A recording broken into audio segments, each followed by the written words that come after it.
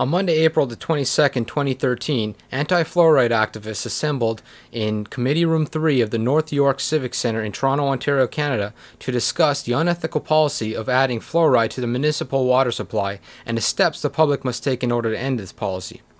The internationally renowned Dr. Connett was in attendance to deliver a powerful presentation to the group. BrainFeed was also there to film the presentation and to grow our network of activists. We have divided the footage into two parts, the first part being Dr. Connett's presentation and the second part being the question and answer period that followed. Please support your local activists and spread the word about the dangers of fluoride being added to our water supply. And please enjoy the footage.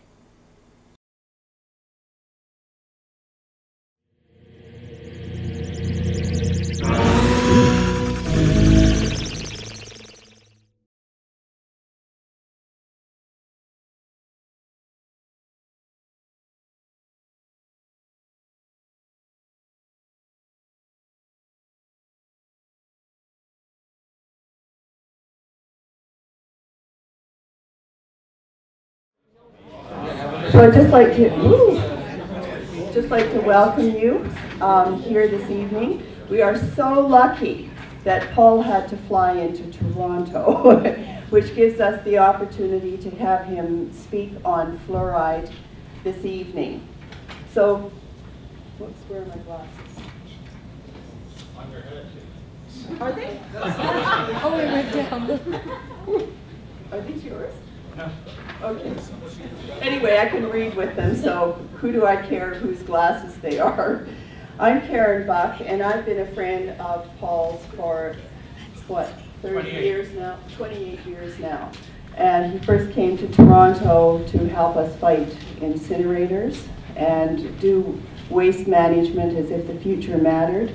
And then, thanks to his wife, she said, Paul, you know, we had a problem with incineration and everything that was going in the air, and we really want to have waste management just as if the future mattered for all of our kids and our grandkids.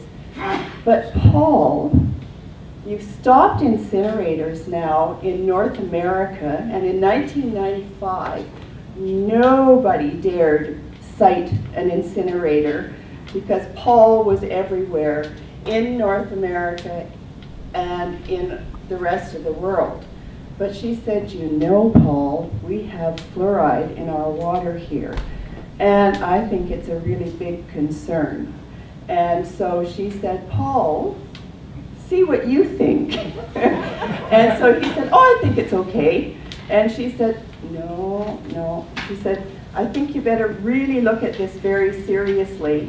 And so he did, and he changed his mind. And so now he goes all over the world convincing communities that they should fight to end fluoridation in their communities. And has he been successful? Yes. And have communities been successful because he's sort of given them the information that they need to really fight something and to be knowledgeable and to come forward and say, we do want to end incineration. So here he is tonight to help us and our community. And Paul is an esteemed PhD with a PhD in chemistry, and he's very interested in the biochemistry aspect of that. He's just retired from a full professorship at St. Lawrence University in Canton, New York. And he's just moved to Binghamton, so he doesn't have to fly into Toronto. So we're going to miss you a lot. And anyway, so here he is. And without any further ado, I just give you the esteemed Dr. Paul Connett, and may he inspire everybody in this room to do what we need to do to end fluoridation in the city of Toronto.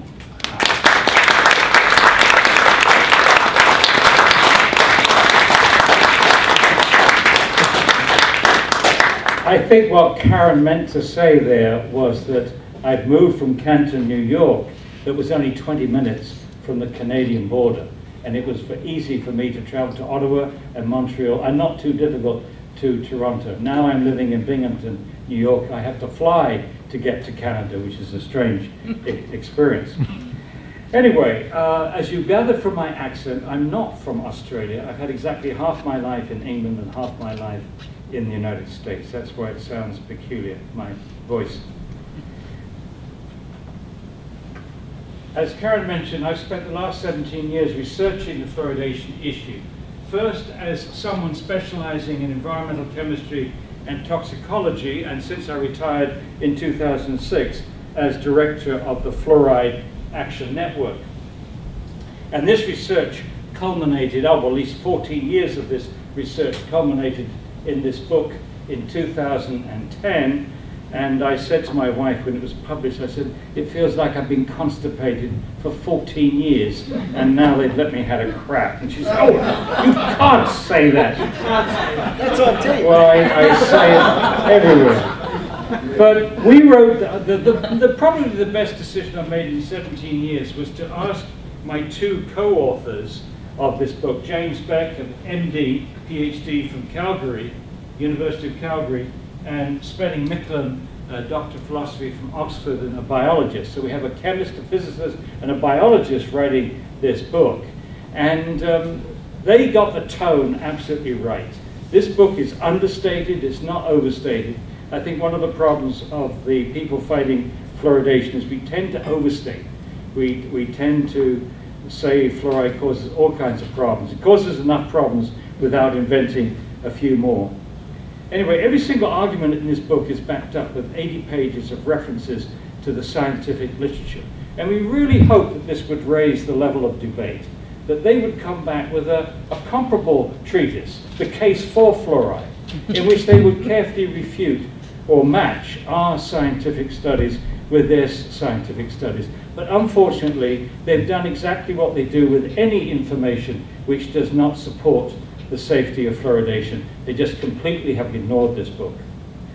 We certainly have had no serious scientific critique of this book from the other side, which is okay. I didn't expect to be too heavy-duty response to it, because I think we got our facts pretty on target. But I do resent them continuing to say that the opponents of fluoridation use junk science. It all comes from the internet. There's no substance to it, when this book is out there, easy for people to get. And that applies also to both politicians and the journalists. They have a tendency to repeat the mantra from these promoters of fluoridation, and it gets very irritating. You know, I can't tell you how irritating it is. For example, when a newspaper down in Florida, in St. Petersburg, Florida, actually was awarded a Pulitzer Prize for a series of 10 editorials, which resulted in the refluoridation of Pinellas County, that's 700,000 people. Several politicians have voted it out, and this newspaper campaigned aggressively to get these commissioners thrown out of office at the next election. Now, the thing which is irritating, I mean, any newspaper is entitled to a point of view. I mean, they have the right to write whatever editorials they want. If you don't like them, don't buy the newspaper. What they don't have a right to do, in my view, if they want to call themselves professional journalists, is to only give one side and to allow their editorial position to influence their coverage of the news. That is unprofessional. And yet, this newspaper just made no effort to get a response from the critics of fluoridation like myself, and yet they ended up with the Pulitzer Prize. It's a very, very sickening in my view. And it's very dangerous. It's very dangerous. I think the first danger with fluoridation is we've driven a wedge between honest science and government health policy. That's a very dangerous wedge to have driven. And it's also very dangerous when you lose the fourth estate. It's threatening to democracy when issues are put beyond the radar, controversial issues are put beyond the radar, and millions of innocent people reading their newspapers or watching their TV have absolutely no idea that there are two sides to a controversial issue, two sides to an issue in which a poisonous substance is being added to the drinking water. Losing that fourth estate is very, very serious to democracy. You're losing your democracy in Toronto. You really are. There was a wonderful journalist, he's still alive, Michael Messerschmidt, I think his name was. He was one of the few journalists in Canada that covered this issue objectively and well. And I'm not saying that because he favored our side. He just covered the issue professionally and well. And he was causing so much damage to the cause of fluoridation in Toronto and beyond that they simply shifted him to a different department. He no longer covered these affairs. Again, that's a huge threat to democracy when that kind of thing happens. Okay, so the outline of my talk, first of all, why fluoridation should never have started. Secondly, 7 events which should have forced an end to fluoridation. These are events that have occurred since 1990. There are more, but I focused on 7 because I think they're particularly important. And what's happening in the rest of the world, I'm not sure if we're going to get this far, but at this point I want to interrupt proceedings to talk about a petition which I hope you'll all sign, which is being organized by Christos, what's his name? Constantine, that's it. And what should we be doing to fight tooth decay? Because in my experience with incineration, you can only go so far saying no, no, no. Because all you say is no, you're left with chaos. So we have to say yes to something. And we do want to fight tooth decay. And we do recognize that tooth decay is concentrated largely in low-income families. So how are we going to get better tooth protection for families of low income without poisoning their kids? So that's the task there. And then finally, how can we end fluoridation worldwide? Well, certainly, if you were to end it in Toronto, it would be a huge crack. If you ended it in Toronto, it would essentially end it in Canada. If you ended it in Canada, it would send shockwaves through the United States. And just to jump ahead a little bit, we're already seeing dramatic changes happening in Australia, in New Zealand, and hopefully Ireland. And let me mention it right now, because I'll mention it again. Little Miss Fluorides. There's a group of school children in Ireland that have called themselves Little Miss Fluorides. They're having demonstrations all over Ireland, including the Houses of Parliament. And they come up with something I think is so creative. I hope the kids in Canada, the kids in Toronto, will pick this up. They wear blue gloves, one blue glove on one hand. It's a blue household glove, blue, latex glove. And on the center, in the palm, they have the anti-fluoridation sign, a circle with a red slash and a F in the middle. Stop fluoridation. And it's all they have to do is this. And the good thing about this, if you think about this as a campaign, it's irresistible. Politicians will bullshit adults till the cows come home, but they can't bullshit children. So if we can get our children understanding this issue and fighting for it and making it a cause, which they're doing in Ireland, this will be wonderful. It could spread throughout the world. So don't forget the blue glove. Okay, part 1. Why fluoridation should never have started. It's a poor medical practice. Why? We should never have used the public water supply to deliver any medicine. In fact, since fluoridation began in the States in 1945, we've never used the water supply to deliver any other drug. Never. And why? For obvious reasons. Once you put a medicine in the water, you can't control who gets it. So this medicine is going to go to babies, it's going to go to children, it's going to go to elderly people, it's going to go to sick people, it's going to go to people with poor kidney function, it's going to go to people with poor nutrition. A stupid thing to do. No question about it. Stupid, stupid, stupid. Second, you can't control the dose. Oh yes, we tightly control, they say, the concentration at the waterworks. But there's a difference between concentration and dose. You can't control the dose because you can't control how much water people drink. So if you carefully put 1 milligram of fluoride per liter of water at the waterworks, you control the concentration. Your engineers are good at that. But if someone drinks 1 liter of water, they get 1 milligram of fluoride. If they drink 2 liters of water, they get 2 milligrams. If they drink 3 liters of water, they get 3 milligrams.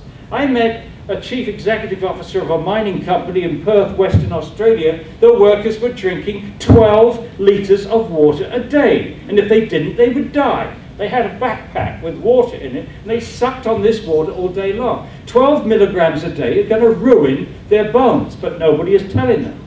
So you control the concentration, but you can't control the dose. And I haven't mentioned something else. We get fluoride from other sources. So in addition to not being able to control how much fluoride you get for water, we can't control the total dose because people swallow toothpaste and all kinds of other things. Fourthly, it violates the individual's right to informed consent to medicine. I cannot understand how any doctor can walk down the streets of a fluoridated country and allow this to happen. If you go to the web page of the American Medical Association, I'm sure it's also true of the Canadian Medical Association, they tell you explicitly what informed consent means.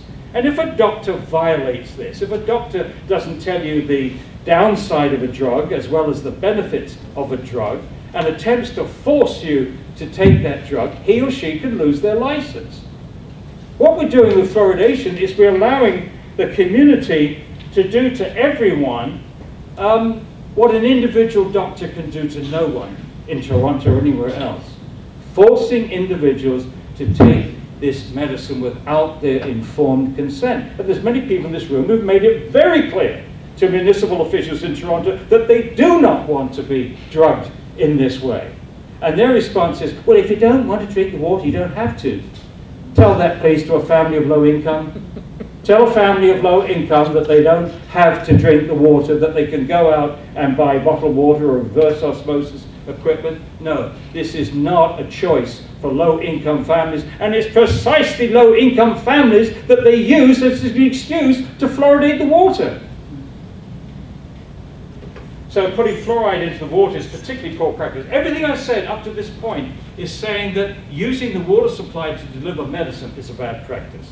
Now, using the water to deliver fluoride is even worse. Why? Because fluoride is not even a nutrient. To demonstrate that a substance is a nutrient, you have to starve the animal of this particular substance and demonstrate that disease accrues.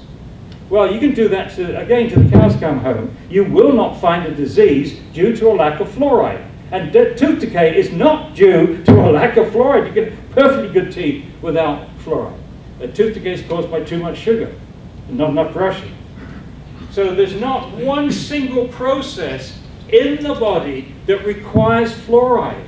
And that was one of the reasons, incidentally, that biochemists were the first opponents of fluoridation, because they knew that fluoride was a toxic substance. They never demonstrated anything which needed fluoride, but they found plenty of places which are harmed by fluoride. Enzymes are poisoned by fluoride. The first opponents of fluoridation won the Nobel, two of them won Nobel Prizes for enzyme chemistry. Now we know it's even worse than that. It interferes with G proteins, it may cause oxidative stress.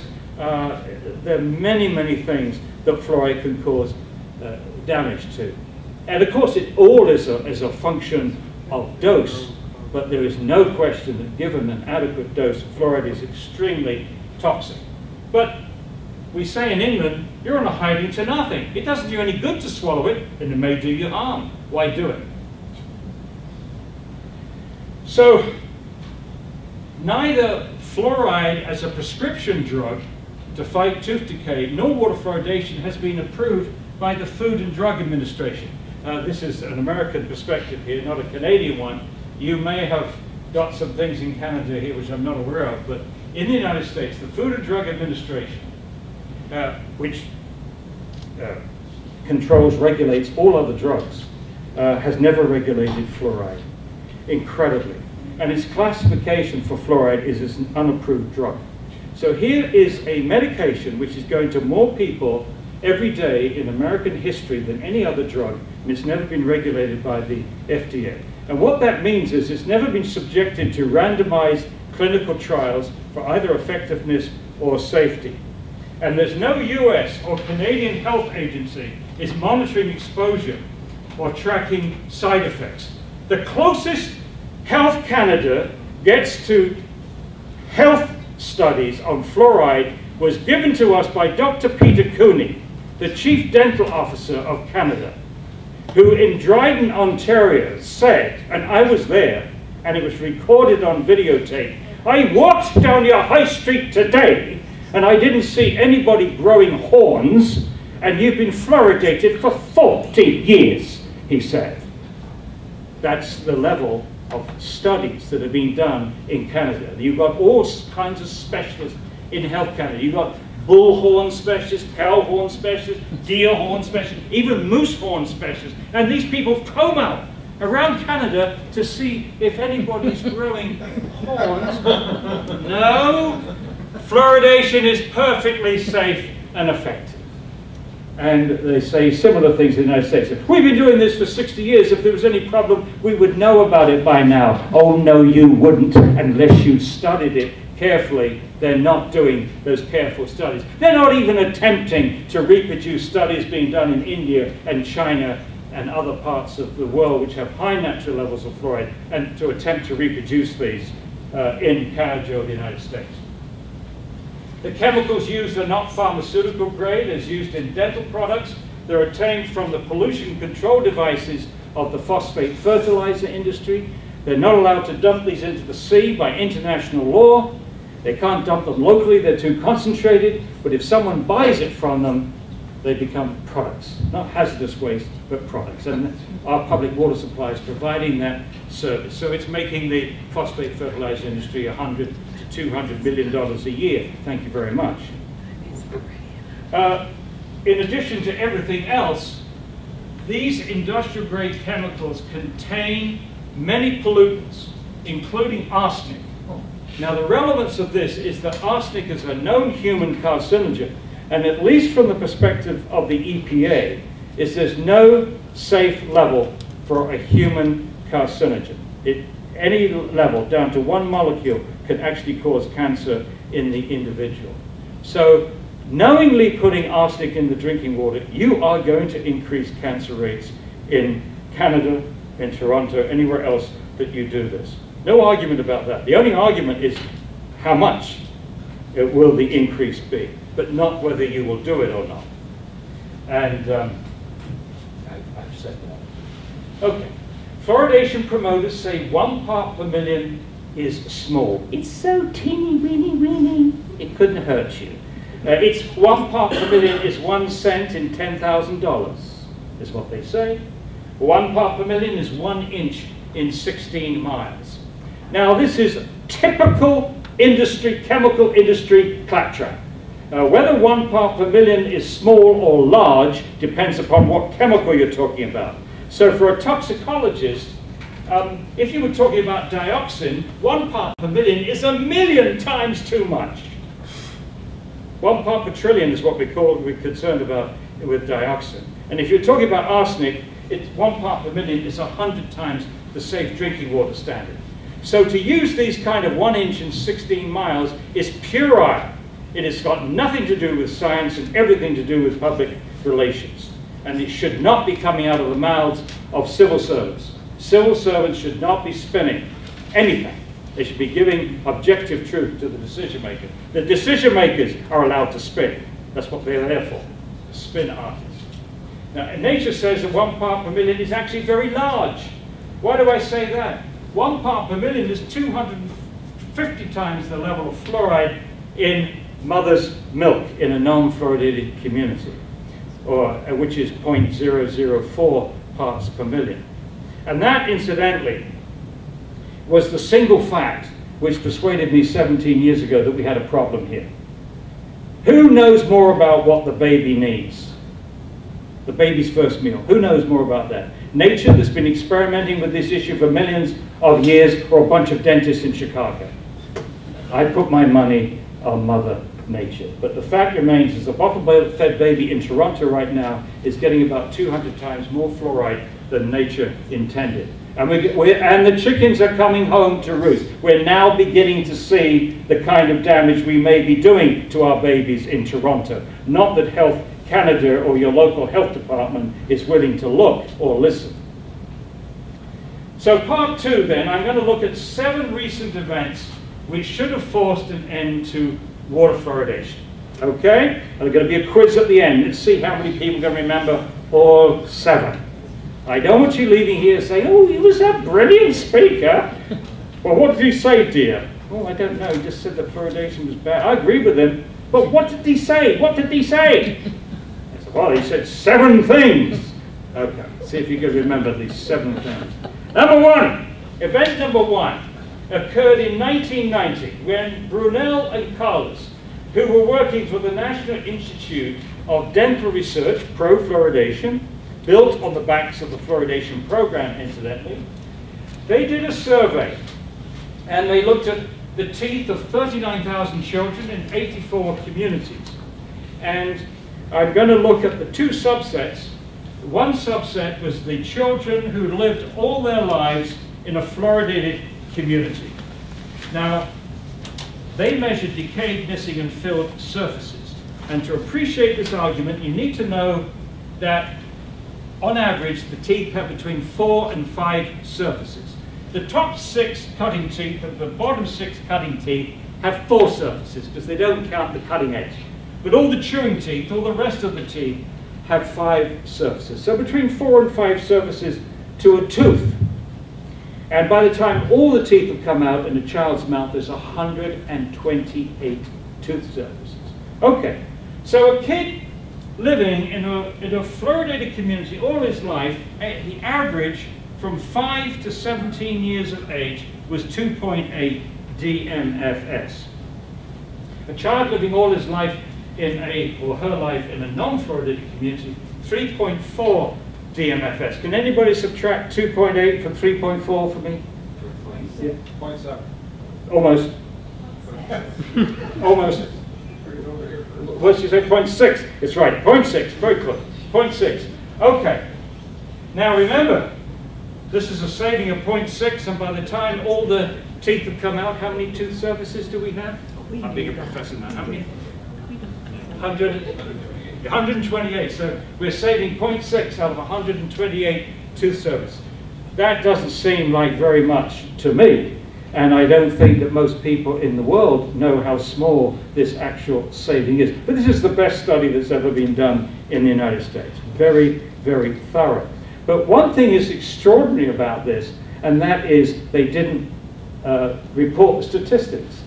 In fact, someone last year actually looked to see if this number was statistically significant, and it wasn't. So we've been relying on a non-statistical significant saving of 0.6 of a tooth surface. Well, statistically significant or not, 0.6, you have to wonder if that justifies what we may be doing to our kids, and whether it justifies forcing it on people.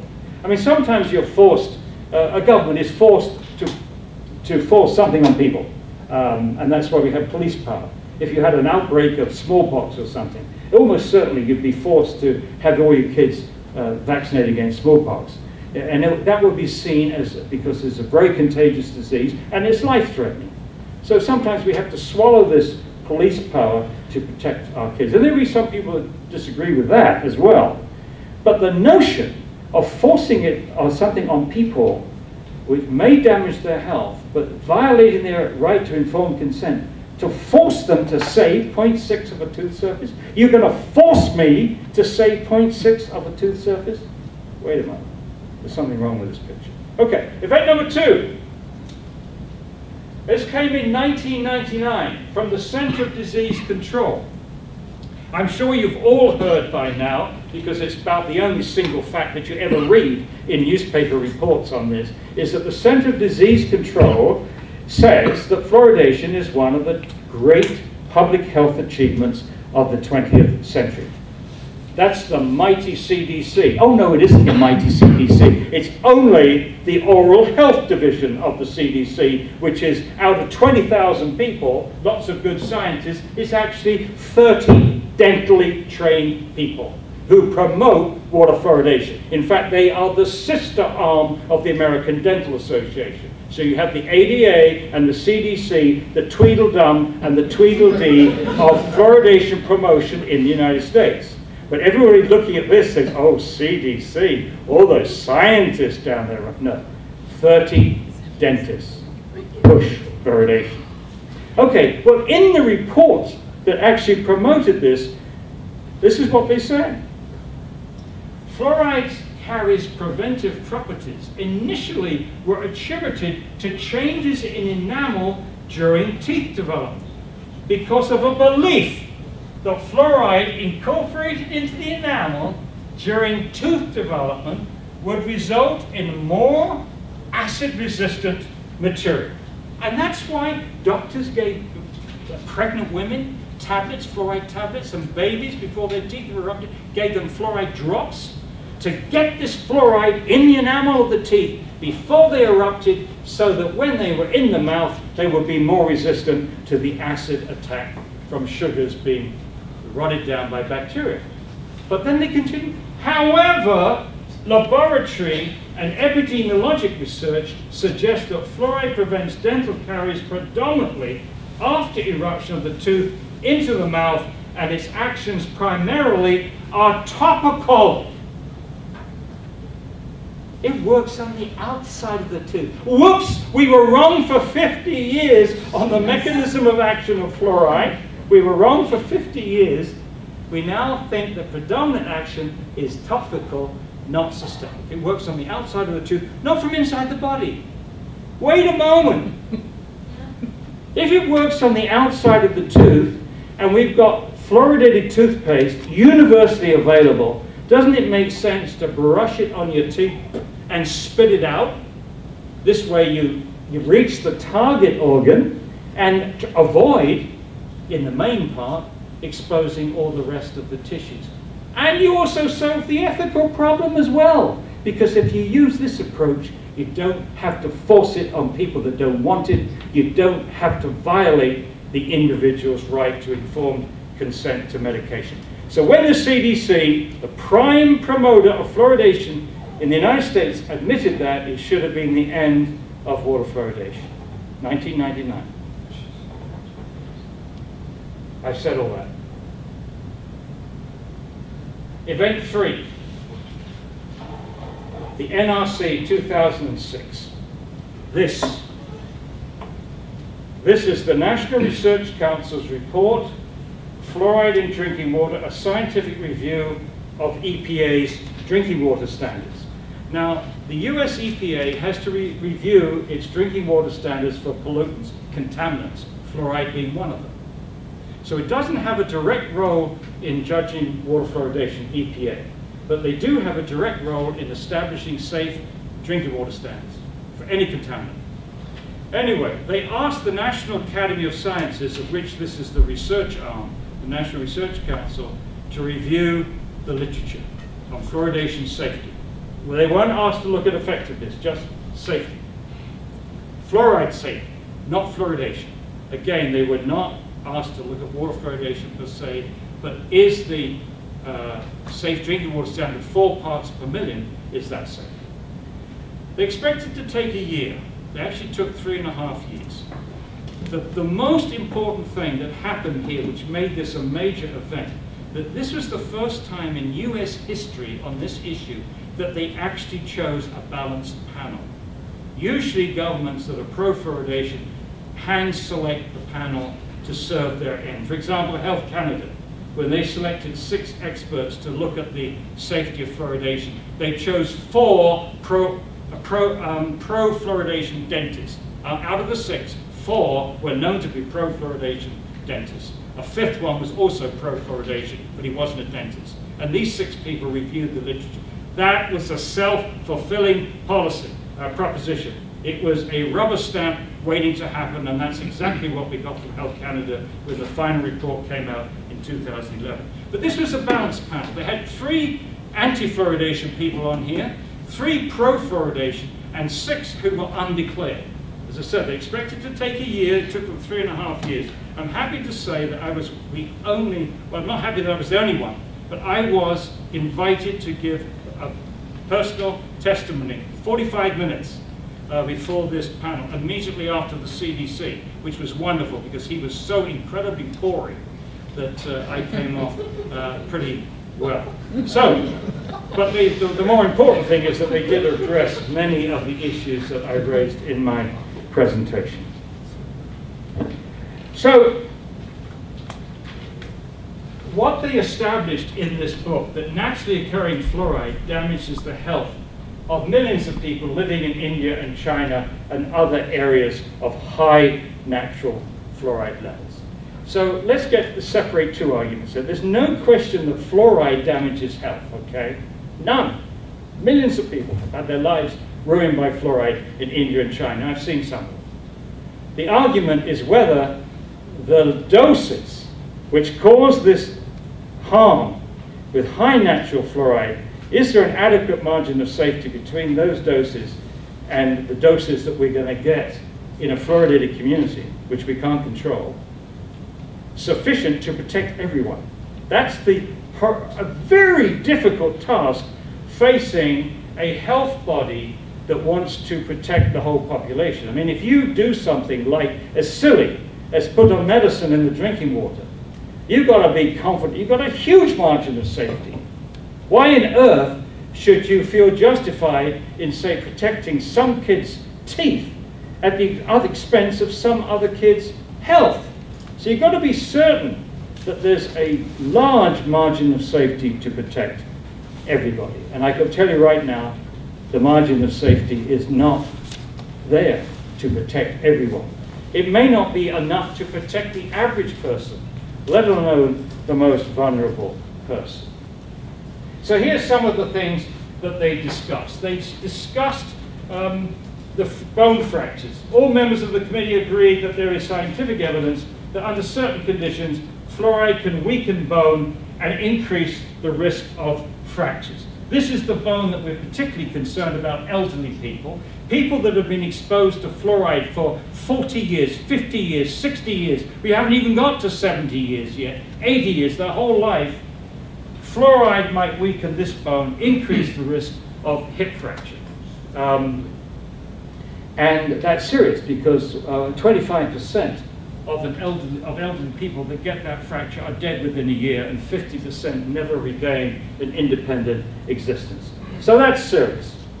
Next, several lines of information indicate the effect of fluoride exposure on the thyroid function, In fact, one line of evidence was the fact that doctors in the 30s, 40s, and 50s in Argentina, France, and Germany used fluoride tablets to lower thyroid function in overactive thyroid patients. So we know that fluoride can interfere with thyroid function. And of course, we have an epidemic of hypothyroidism in this country. The last figure I saw was an estimate of 43 million Americans may have hypothyroidism. It is apparent that fluorides have the ability to interfere with the functions of the brain.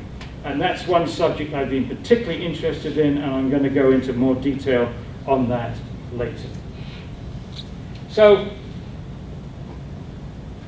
there is no question then that natural fluoride at high levels damages health, but does fluoridated water at between 0.7 and 1.2 damage health? Well, of course they say no. On the day this report came out, this report, 500 pages of it, 1,100 references, the ADA came out and said it's not relevant to water fluoridation. Wow!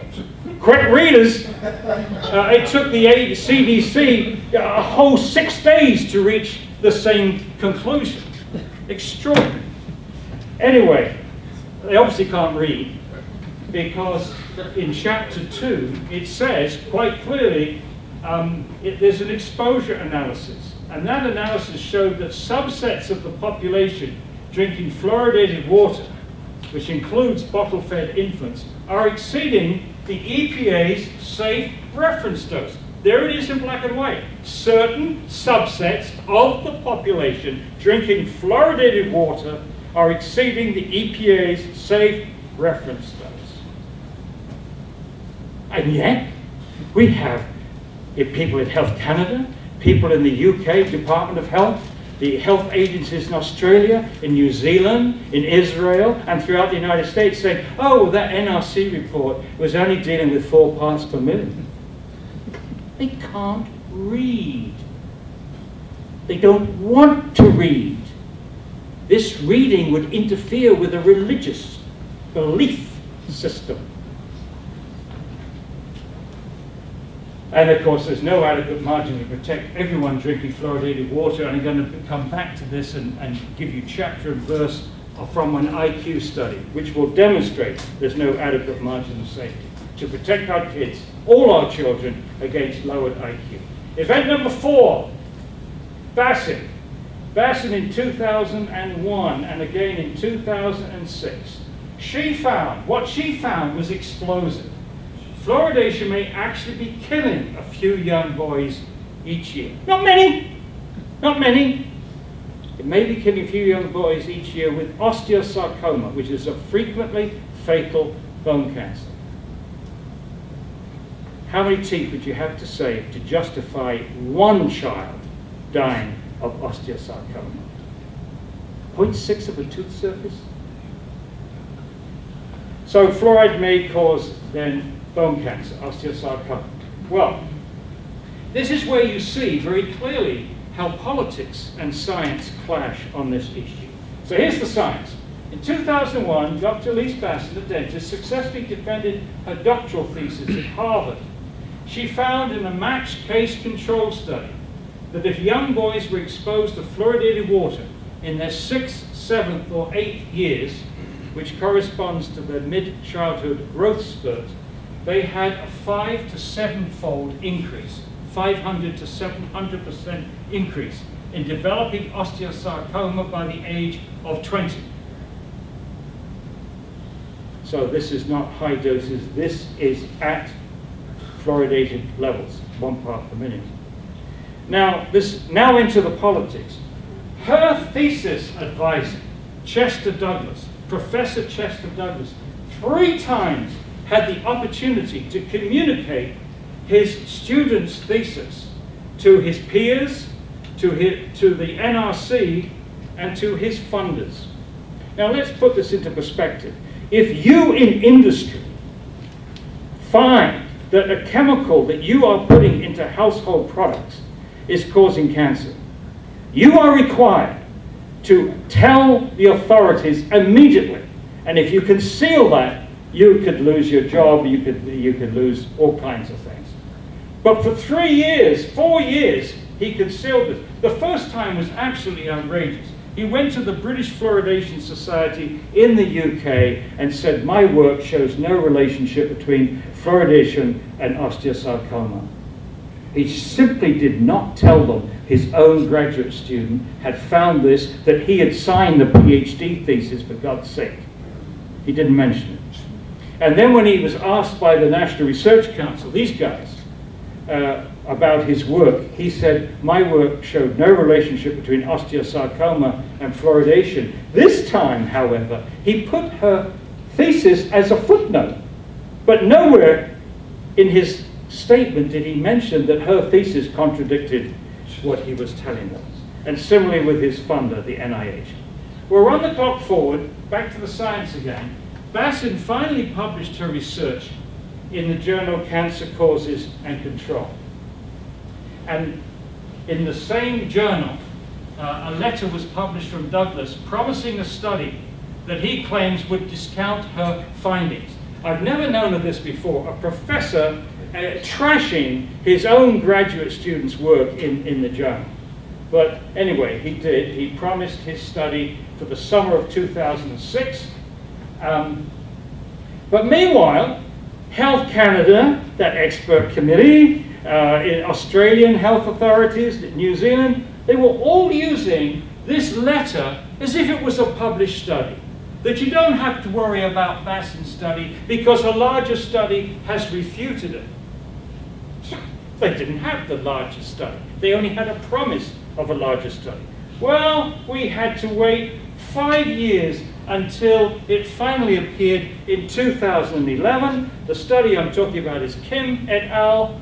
Douglas was a co-author of this, and it no way refuted Bassin's study, nor could it. It was impossible because their biometric of exposure was the level of fluoride in the bones at autopsy or biopsy, when the kid had been diagnosed with osteosarcoma or when the child had died from osteosarcoma. That's when they determined the bone levels. And it's absolutely impossible to use those bone levels to calculate what those kids were exposed to in their 6th, 7th, and 8th years. So there's no way that they could have refuted Bassin's study. And that's the best they've come up with after 5 years of waiting. That's the politics. The politics here is that Chester Douglas is a promoter of fluoridation. The politics here is the strange, why on earth would the National Institute of Health give a study, give over $1 million to do a study on osteosarcoma to a dental school, knowing darn well that if this professor came back and came out and admitted it causes fluoridation, he would just be crucified by his colleagues. The bias was, you know, incredible that they did that. But this professor not only is a promoter of fluoridation, he's also a consultant for Colgate that makes fluoridated products. Yes, he edited their monthly journal. Incredible. I mean, don't tell me that Colgate does not have a dog in this race. Event 5. So that should have ended fluoridation, right? It might be killing kids. I mean, at the least, the precaution. Look, if this doesn't trigger the precautionary principle, then just tear the precautionary principle up. Don't insult the English language and keep using this word, precautionary principle, when I see absolutely no evidence in the United States or North America of people using the precautionary principle to affect anything. Just a little thing that, oh, we believe in the precautionary principle. We like it. Event 5. Warren et al. This doesn't seem as dramatic as Bassin et al., but this is the famous Iowa study. And in the Iowa study, they've been studying kids from birth in Iowa. They've had millions of dollars from the US government to really nail this business about tooth decay and fluoride and so on. They're studying these kids in all ways you can think of. Anyway, this study, they measured tooth decay as a function of individual exposure to fluoride. Never been done before. When we've had studies proving that fluoridation lowers tooth decay, they've always compared a fluoridated community with a non-fluoridated community. This is it's what we call an ecological study. It's a population-based study. You have no information on individual exposure. It's particularly weak today because some kids in a fluoridated community could be drinking a lot of bottled water. And some kids in a non-fluoridated water could be drinking beverages that have been produced in a fluoridated community. So it's a crude study. But this study was not a crude study. They actually estimated how much fluoride the kids were getting from toothpaste, from food, and from fluoridated water. Individual exposure. And what they were after was the optimal dose of fluoride, the optimal dose. People have talked about the optimal dose of fluoride, but no one had actually worked out what it was. How many milligrams a day do you need of fluoride do you need to reduce tooth decay? That's what they were looking for. And what did they find? They found no relationship between tooth decay and the amount of fluoride ingested. And in their own words, these findings suggest that achieving a caries-free status may have relatively little to do with fluoride intake. Well, wait a moment. Why are we swallowing fluoride? So here we have now another government-funded study saying no relationship between fluoride intake and tooth decay. We can't define an optimal fluoride dose. They actually said we should stop talking about an optimal fluoride dose because we can't find it. Warren et al., 2009. Event number 6, the CDC 2010 confirms that American kids, and probably Canadian kids, are being hugely overexposed to fluoride. This is dental fluorosis. Now, we've known since 1945, actually we've known since 1931 that fluoride causes dental fluorosis, the mottling of the teeth. I'll show you pictures in a moment, discoloration of the enamel. They thought at the beginning that at 1 part per million fluoride, we get 10% of the kids with dental fluorosis, but only, they said, in its very mild form, which only dentists could see. And therefore, this was thought to be a trade-off. You could reduce tooth decay and only get a little bit of dental fluorosis that nobody would notice. That was the theory. Well, run the clock forward to 2010. This is a report from the CDC, Beltran Aguilar and co-workers, and they found that 41% of American children aged 12 to 15 have dental fluorosis today. 4 times what they anticipated. That they had 28.5% had very mild dental fluorosis. That's what that can look like. Very mild dental fluorosis ranges from little white blotches on the cusp of the teeth, usually on the corner of the teeth, up to 25% of the teeth with these white. Can you just switch off the lights just for a second? I think we need to get a better shot of that. Okay. So these are these white opaque patches which can get discolored with time, stained with tea and coffee and things. Okay, so that's very mild. 8.6% of them had mild, which is up to 50% of the tooth surface impacted. And 3.6% had either moderate or severe. And this slide is, I think, severe. And it's 100% of the enamel impacted with indentations, with discoloration, and with the severe level chipping of the teeth. The teeth become more brittle. 3.6 of American children have a condition like that. Now, so again, that should have ended it. Our kids are being overexposed to fluoride. And you know, to show you how unscientific they are, they're still trying to fluoridate communities. Right now, they're trying to introduce mandatory fluoridation into Hawaii, which has some of the best water in the world. Right now, they're trying to fluoridate Sonoma County in California, where I was last week.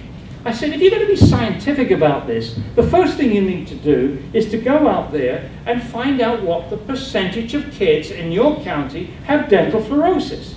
Because by your own thesis, if it's more than 10%, those kids have enough fluoride to reduce tooth decay. If it's over 10%. Well, I'm saying to myself, if the average in America is 41%, it's highly likely that those kids are already getting too much fluoride in Sonoma County. So why give them more? But that's if you were a scientist, right? Unfortunately, we don't have many scientists promoting this.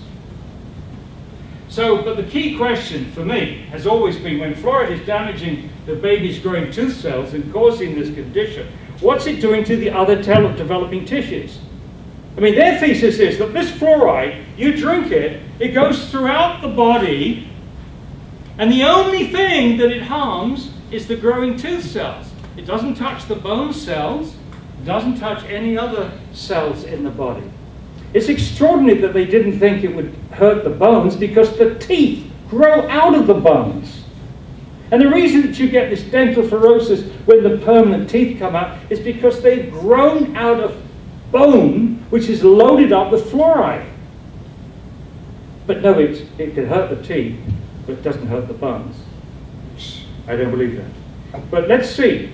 This is what Arvid Kost, now he led the fight against fluoridation in Sweden in the 1970s. And he asked, one wonders what an increase in exposure to fluoride, such as occurs in bottle-fed infants, may mean for the development of the brain and the other organs. Wow, that was 1978. That was before all the studies I'm going to talk to you about now. So I'm going to talk about fluoride in the brain, and I'm going to lead up to an event that had happened last year, Choi et al. From 2012. So you'll leave it a little bit suspenseful at the moment. What happened from Choi? What did they do? Where did they do it? But here's the preface. What came before Choi? What came before Choi was over 100 animal studies indicated that fluoride can damage the brain. and not all at high doses. This study, for example, was done at 1 part per million. They fed rats 1 part per million fluoride in their water for 1 year.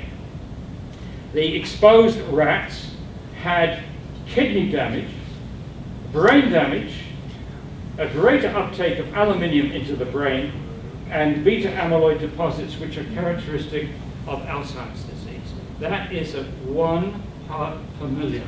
Those rats were fed that. No attempt in any fluoridated countries to reproduce this study.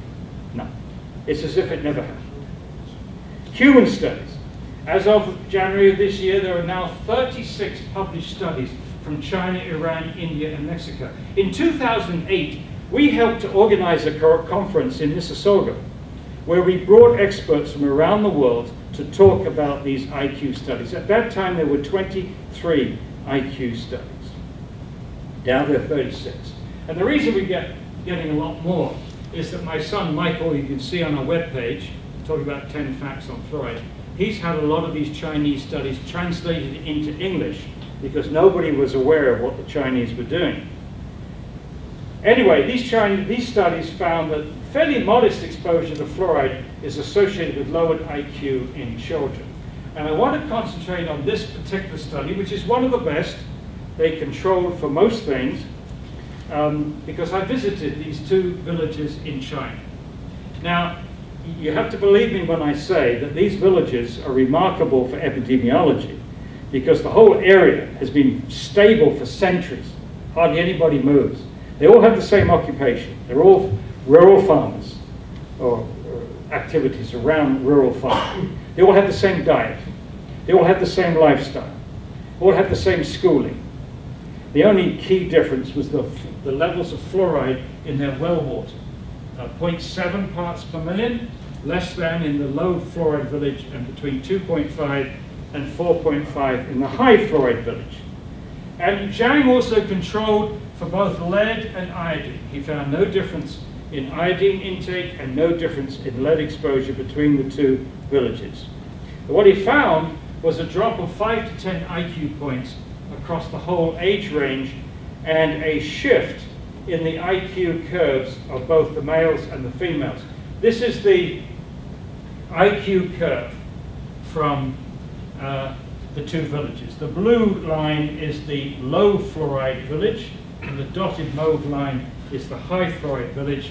So the effect of greater fluoride exposure is to shift the curve over, reducing the number of very intelligent kids and increasing the number of mentally handicapped. I'm going to go into that idea a little bit in more detail, the significance of that idea later on, but a shift over.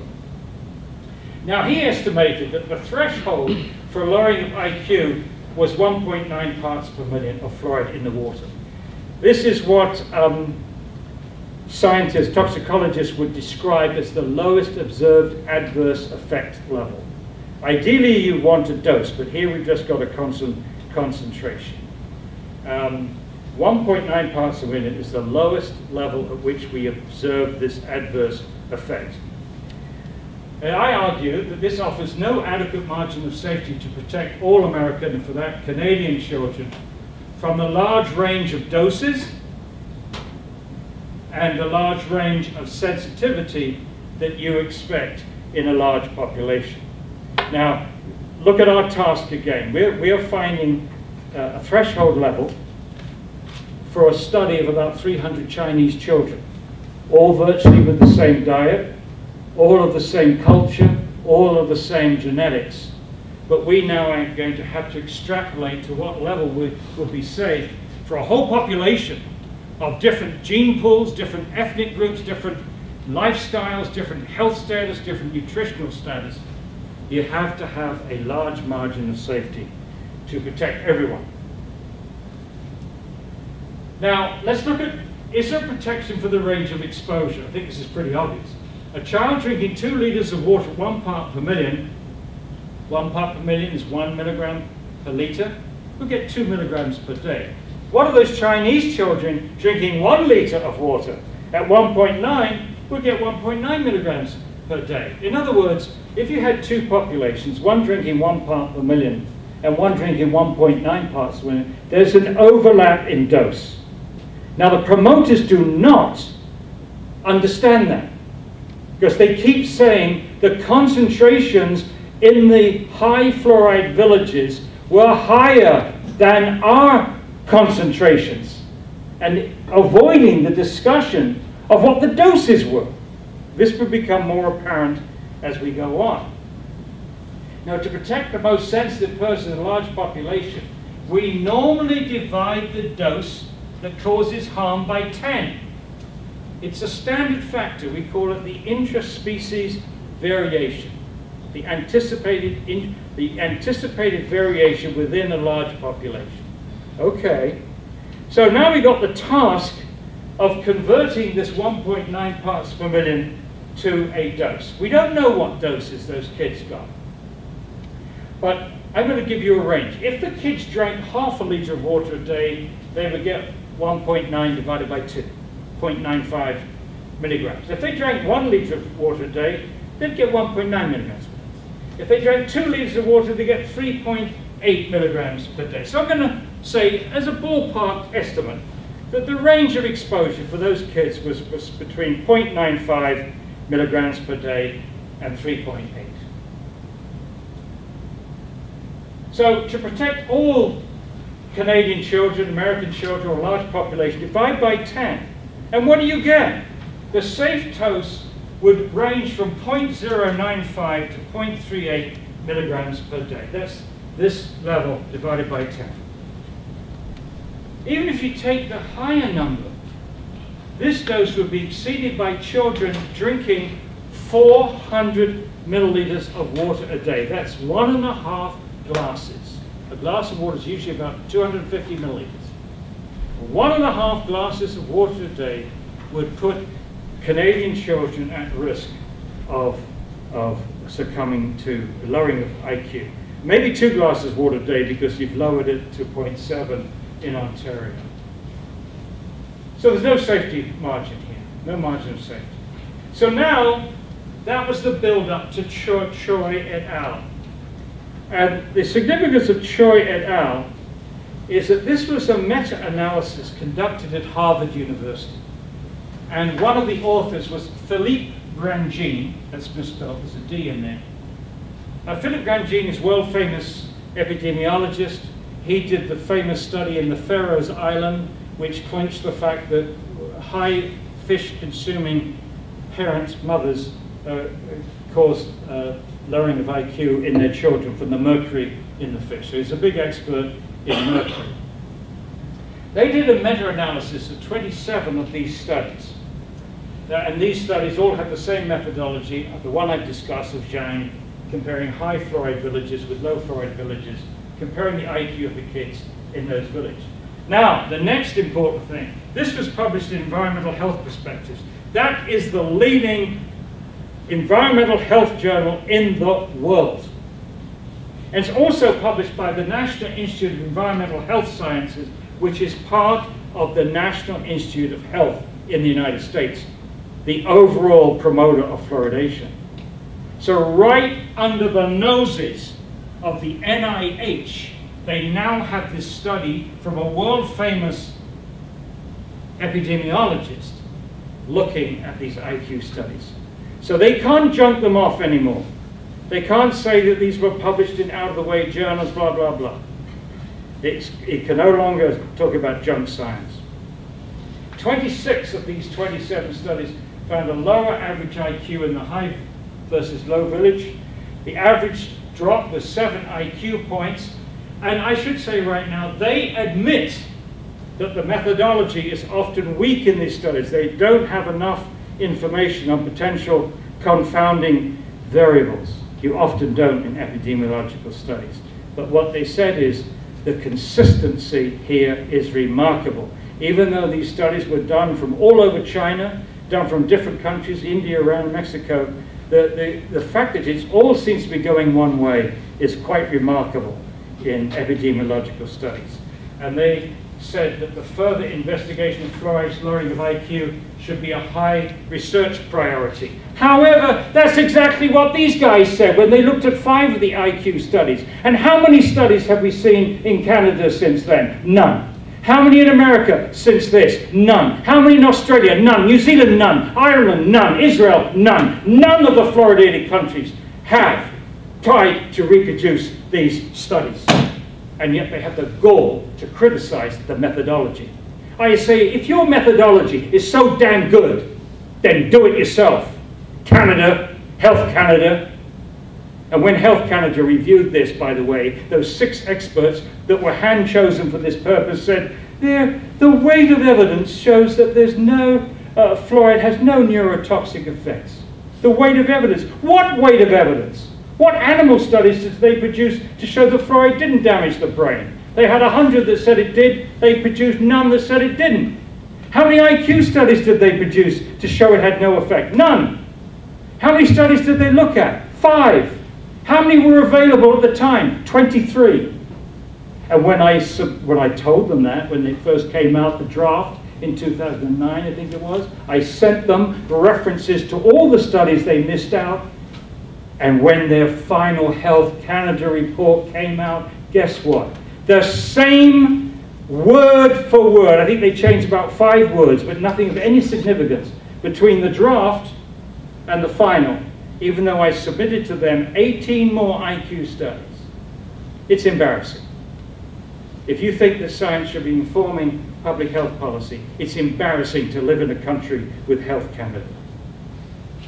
It's your taxpayers' money that's going into this. There's the junk science. That's the junk science. You want to know what junk science is? Look at Health Canada.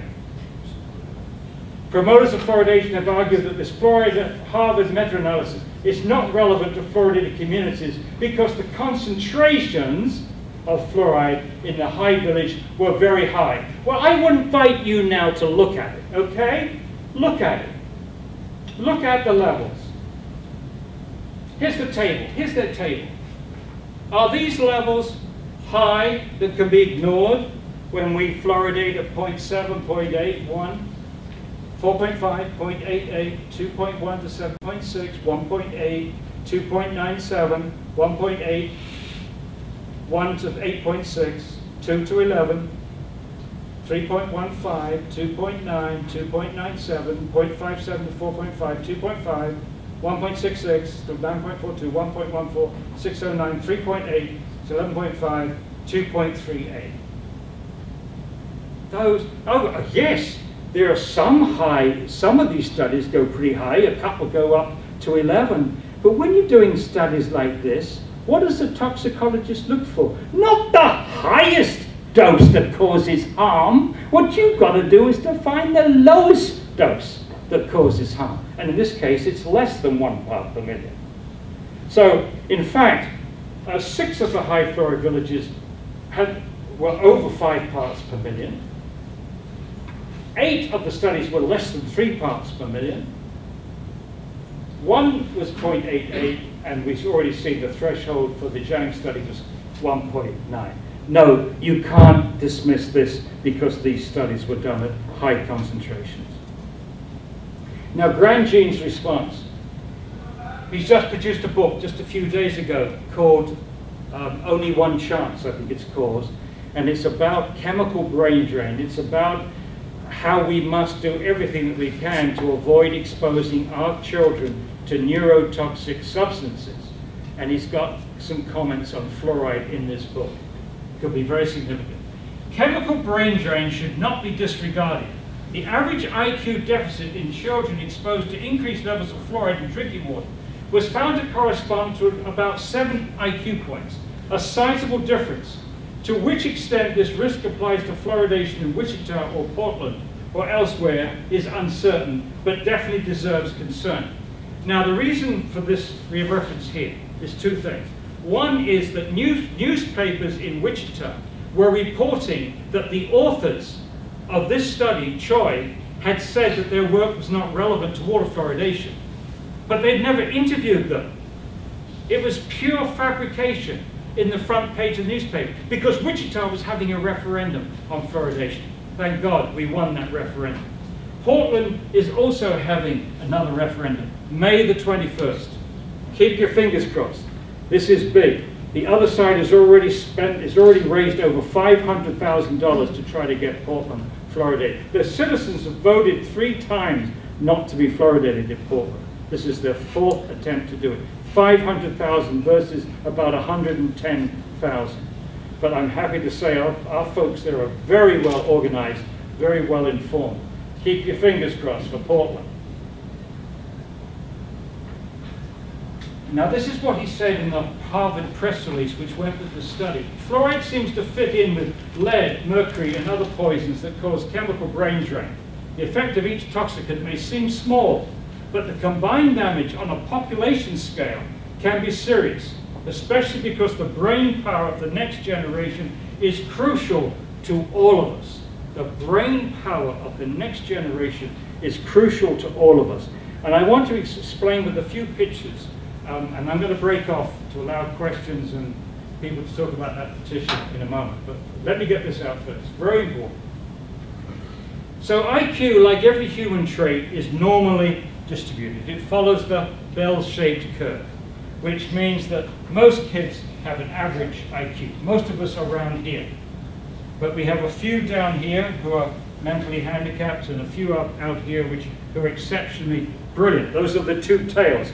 In fact, this green area here, the area under the curve, is the total number of children in this population who are very bright or geniuses. And this mauve area is the total number of kids in your population that are mentally handicapped. Okay, that's true of any population. Standard mathematical treatment of a normal distribution curve. Now, if you shift the curve over by 5 IQ points, you will not notice that difference in the average person. For example, a parent who had 2 siblings, one at 100 and one at 95, you would not notice the difference. A school teacher, half the kids are 100, half the kids are 95, he wouldn't notice, or she would not notice the difference. You would only notice that difference if you did a careful study of IQ. Okay. But look what it does to the tails here, because that is noticeable. If you shift the curve over here, you halve the number of geniuses in your society, you double the number of mentally handicapped. That has huge economic and social ramifications for a large population in the 21st century. You don't do that if you can possibly avoid it. And the very thought that some of these neurotoxicants are going to be extremely difficult to avoid because now they're embedded in the dust in our cities and the kids get them from hand-to-mouth activity. It's very difficult to contend with what we did 60 years ago with lead paint in the inner cities and so on. It's very difficult. But this one, this neurotoxicant, we're giving to our kids deliberately. And we could stop it tomorrow just by turning off a tap. And I can't think of any other environmental health issue of such significant consequences as the possibility that a substance that we put in the drinking water to reduce tooth decay, which we can reduce by other means, maybe actually lowering the IQ of our children, and we can stop it tomorrow. The trouble is you need political will to stop that. And to get that political will, you need masses of people informed and masses of people organized. Thank God today we have better tools than we ever had. We are better armed than we've ever been. I think this report, which is available online, is important. But it will take you several months to read and study that. This book, I think, is useful for you. It puts this in a language that most people can understand. That would take you a few weeks or a few days to get to grip with that book. But if you go to our webpage, you'll find videotapes which are less than half an hour to watch, and you can get your friends and neighbors to watch that. So this presentation is part of this process of organizing, educating, and organizing people to get this political will, first of all in our city of Toronto and Oshawa and the other communities around here. The good news, it's happening. Since 2010, we've had well over 100 communities stop fluoridation. Over 4 million people have now been liberated from fluoridation. So it can be done. but we need to be organized. You know, I like to say effective change is like driving a nail through a piece of wood. The expert can sharpen the nail, but the expert can't push the nail through the piece of wood. You can't do it.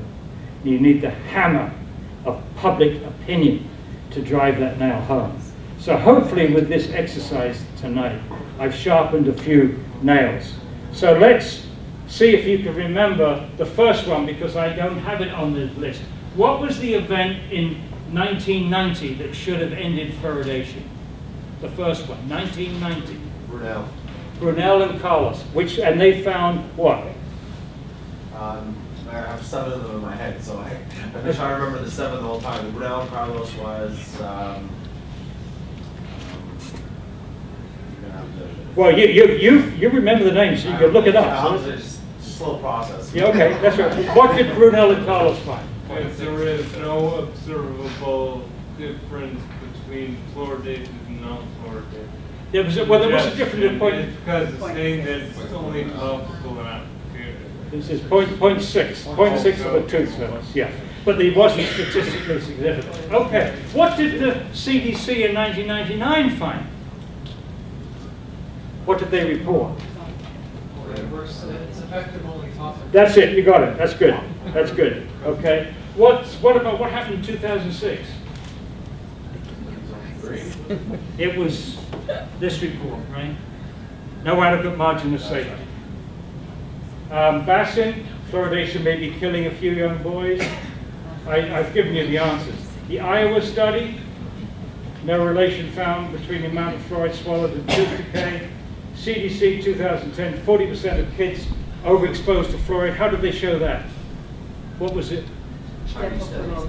No, it wasn't Chinese. Dental fluorosis. Dental fluorosis, that's right. And the Harvard study, lowering of IQ. Okay, so would somebody talk about Constantine, what his petition is and how you can sign it if you want to sign it. Karen?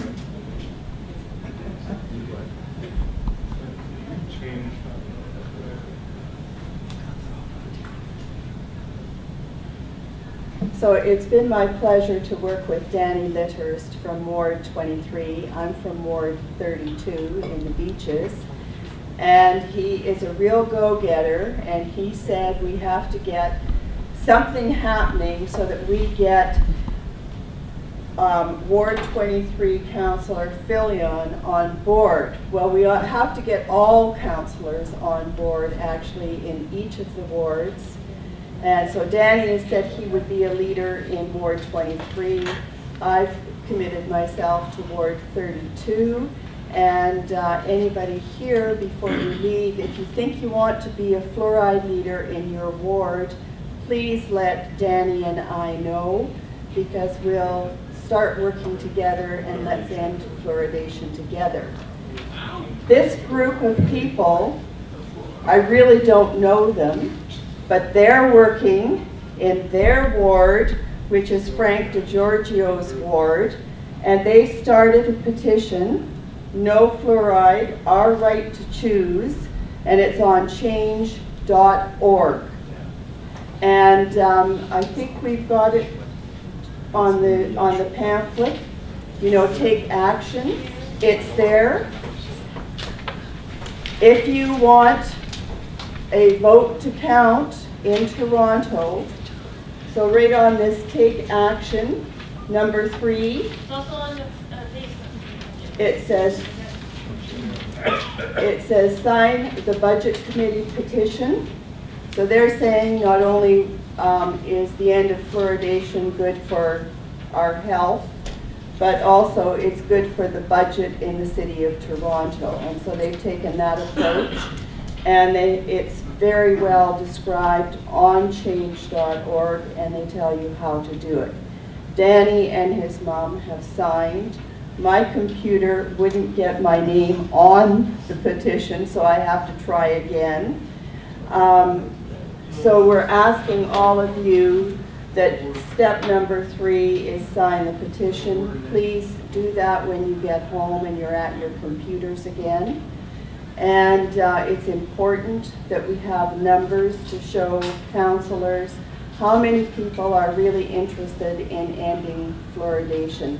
That is their job, to represent the public interest, and we just have to raise the level of public interest so that they sit up and pay attention. On the way out tonight, at the end of the meeting, if you've signed the front and the back of the letters, one is, the front is to just end fluoridation, please, and on the back, there's no warning ever that's given to parents about the danger of using fluoridated water to mix formula for formula-fed babies. So that's why we want the warning, and that is an action that we can take. Is that because there's fluoride in the baby formula? No. It's because why is that? It's because it's I know why it is, but in the water. There used to be a certain amount of fluoride in baby formula. It became an issue quite a number of years ago, and the manufacturers have lowered that fluoride level. But now you've got young mothers going home and mixing the baby formula, which comes in a cake or a Solid. container, right, with tap water. And if the tap water is fluoridated, Of course, that's why. then you get the baby's getting 200 times more fluoride. And they reckon, as far as dental fluorosis is concerned, that the critical time is this first year when the baby is being bottle fed. So you not only have this increased risk of dental fluorosis, but there may be other issues. You also have increased incidence of cognitive deficit because of fluoridation. Yeah. So it's a sensible thing, but parents should be warned. If they don't think that dental fluorosis is a problem, then that's fine. But they should know at least it's an issue. Well, just to finish a few more things, and then we can go into some more questions. What's the rest of the world doing with fluoridation? Most countries do not fluoridate their water, but their children's teeth are as good, if not better, than those that do. 97% of Western Europe now drinks fluoridated water. Some countries started, but stopped. And only 4 of these countries fluoridate their salt. So the majority neither fluoridate their water nor their salt. And yet, according to World Health Organization data, the tooth decay in 12-year-olds is coming down as fast in the non-fluoridated countries, which is 12 here, as the 4 fluoridated ones. In fact, you can't tell the difference. And if you look at tooth decay today, in the 2000s, there's no difference. You can't say that in these points here, that you can tell the difference between the non-fluoridated and the fluoridated countries. So most countries do not fluoridate their water. They found other methods of improving their children's teeth. And this is a review done here in Toronto by David Locker, who sadly passed away now. He was at the taught at the University of Toronto. He reviewed the literature worldwide. He said the magnitude of fluoridation's effect, he means benefit, is not large in absolute terms, is often not statistically significant, and may not be of clinical significance. And this is a review that he did for the Ontario Health Department. So what should we be doing to fight tooth decay? Now we're going to start saying yes to something. Okay, the better alternatives. Well, let's start with, if you want fluoride, use fluoridated toothpaste. 96% of toothpaste sold in the US is fluoridated, at least. It's very difficult to get non-fluoridated toothpaste. Now, I would preface this comment by saying I have not used personally fluoridated toothpaste for 17 years, ever since I found out. So I don't want any more fluoride. But given a choice between putting it in the water or using fluoridated toothpaste, I would definitely I would accept fluoridated toothpaste. Now, better still in my view is to use xylitol toothpaste. Xylitol is a natural sugar that we produce in our own bodies, about 15 grams a day. And it's been used for over 30 years in Finland. The way it works is very interesting. The bacteria that convert sugar to acids, which in turn attack our enamel, cannot survive in the mouth once they've absorbed xylitol. Why? Because they need to stick to a surface. And once they've got this xylitol in the system, they can't stick, and therefore they don't survive. So it's a beautiful way of, if you like, dealing with the bacteria, because we're not going to hurt ourselves. We don't have to stick to anything. It's not something we have to worry about. So, as I said, this has been used successfully. And another good thing about this, if the mother uses xylitol toothpaste, she not only protects her own teeth, but she protects the baby's teeth. Because the parent will often lick the teeth of the bottle before it goes to the baby. And so you get certain mouth-to-mouth activity which transmits the bacteria from the mother to the baby. But if the mother has dealt with her own bacteria with the xylitol, then she protects the baby as well. Now, they've been experimenting in Wichita, Kansas for a number of years, giving xylitol mints, not chewing gum. There's one downside to xylitol I'm aware of, is that some breeds of dog are killed by xylitol. And the most likely way that a dog is going to get the xylitol, the chewing gum, is to eat, the stuff that's chucked out. So they give these kids one mint in the morning, one mint in the afternoon. Now, in low-income areas, in schools, low-income areas, because that's where the tooth decay is concentrated. The beauty of this is the kids like these mints. They taste very nice, they have a cool flavor. And also give free toothbrushes and free toothpaste. That's what they're doing to low-income families in Scotland. There's some success. I learned a few weeks ago that they're doing this in the northern, most remote areas of New Zealand. And also we should making a whole business of tooth care part of the curriculum in schools, part of the curriculum, along with nutrition. Nutrition is the missing science in medical school, dental school, and our schools. We need to concentrate more on nutrition. Most of the tooth decay is concentrated in low-income families, and the most distressing tooth decay is baby bottle tooth decay. That's when a baby gets a bottle to suck on with sugared water, fruit juice, even Coca-Cola, and babies suck on this for hours on end. It rots the primary teeth, especially the top ones, down to the gums. And it's intellectually dishonest for dentists to hold these pictures up and say, essentially, this is what happens if you don't fluoridate. Because fluoridation does not deal with the ravages of baby bottle tooth decay. Okay? But it is something that we need. Was it? And the Coca-Cola actually has the fluoride in it. Oh, well, yeah, if it's part, it'll make it. It'll make that case too. Yeah, yeah, absolutely. But so we need education, not fluoridation. And in first low-income areas, that bottle baby tooth decay, baby bottle tooth decay is a key one to get across. So low-income families need better diet and better dental education. Less sugar, more brushing. Less sugar, more brushing.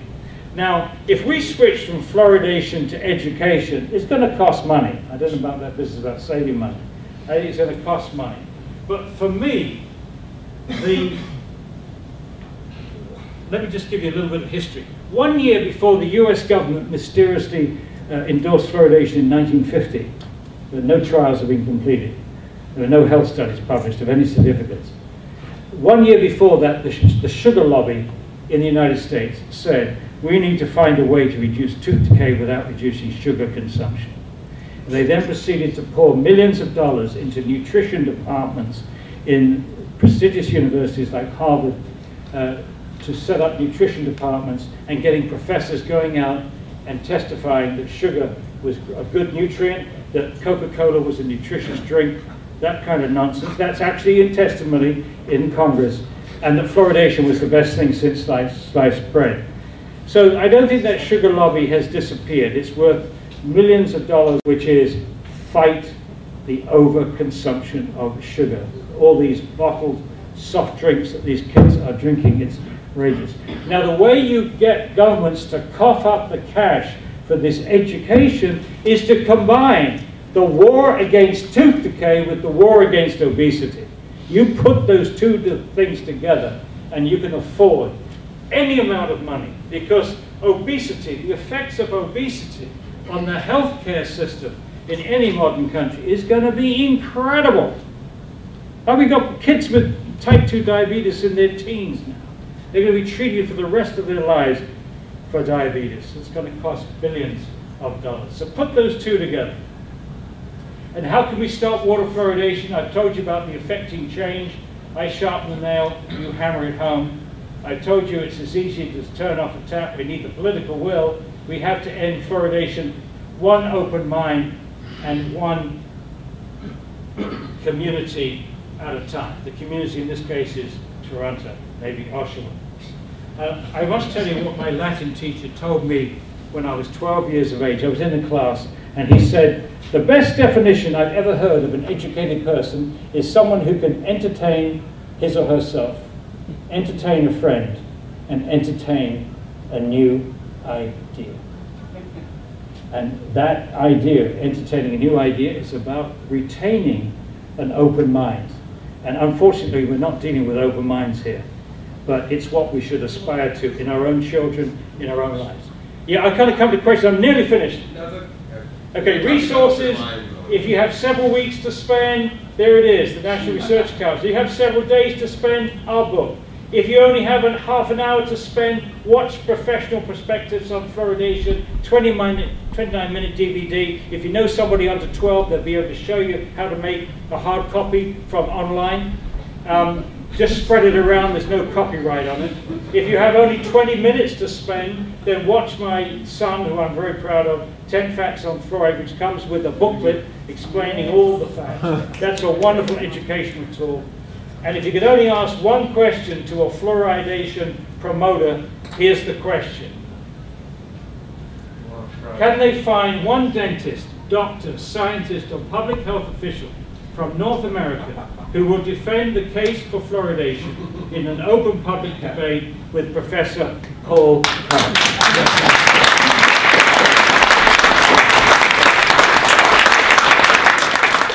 And I absolutely assure you, if you can find one, I will come back to this area and debate them. Now, communities ending fluoridation. In 2008, 19 communities of over 950,000 people stopped fluoridation. In 2009, 4 communities, over 140,000 people stopped. In 2010, 8 communities, over 129,000 people stopped. In 2011, 33 communities, over 1.9 million people stopped. And in 2012, 26 communities, over 780,000 people. In 2013, already 45 communities of over 800,000 people have stopped. That's over 4.6 million people since 2008. Well over 100 communities have stopped fluoridation. Recent political events. In November of 2012, Queensland lifted mandatory fluoridation. So now communities can decide, and 12 regional councils have already voted either not to start fluoridation because they were slow starting, or to stop it if they started. That's about 50 towns which have been liberated. And in April of this year, that's this month, the Israel Minister of Health announced lifting of mandatory requirements in 1 year in Israel. The new Minister of Health in Israel is a mayor of a former city, and when she was mayor, she opposed fluoridation. So good news from Israel. Don't forget Little Miss Fluorides in Ireland. There are a lot of things happening. And that's it. Now, questions? Yes.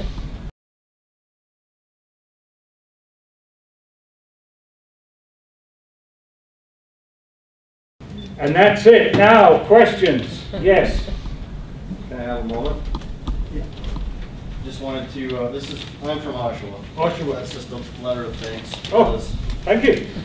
A lot of us here are activists, and we all give up a lot. We face a lot of criticism in our communities. You take time away from your family, take time away from a lot of things, and I think we all owe Paul not only for what he's done here tonight, but just the years of sacrifice he's made from every part of his life.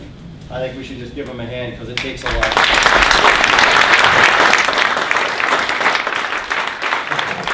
Thank Thank you very much.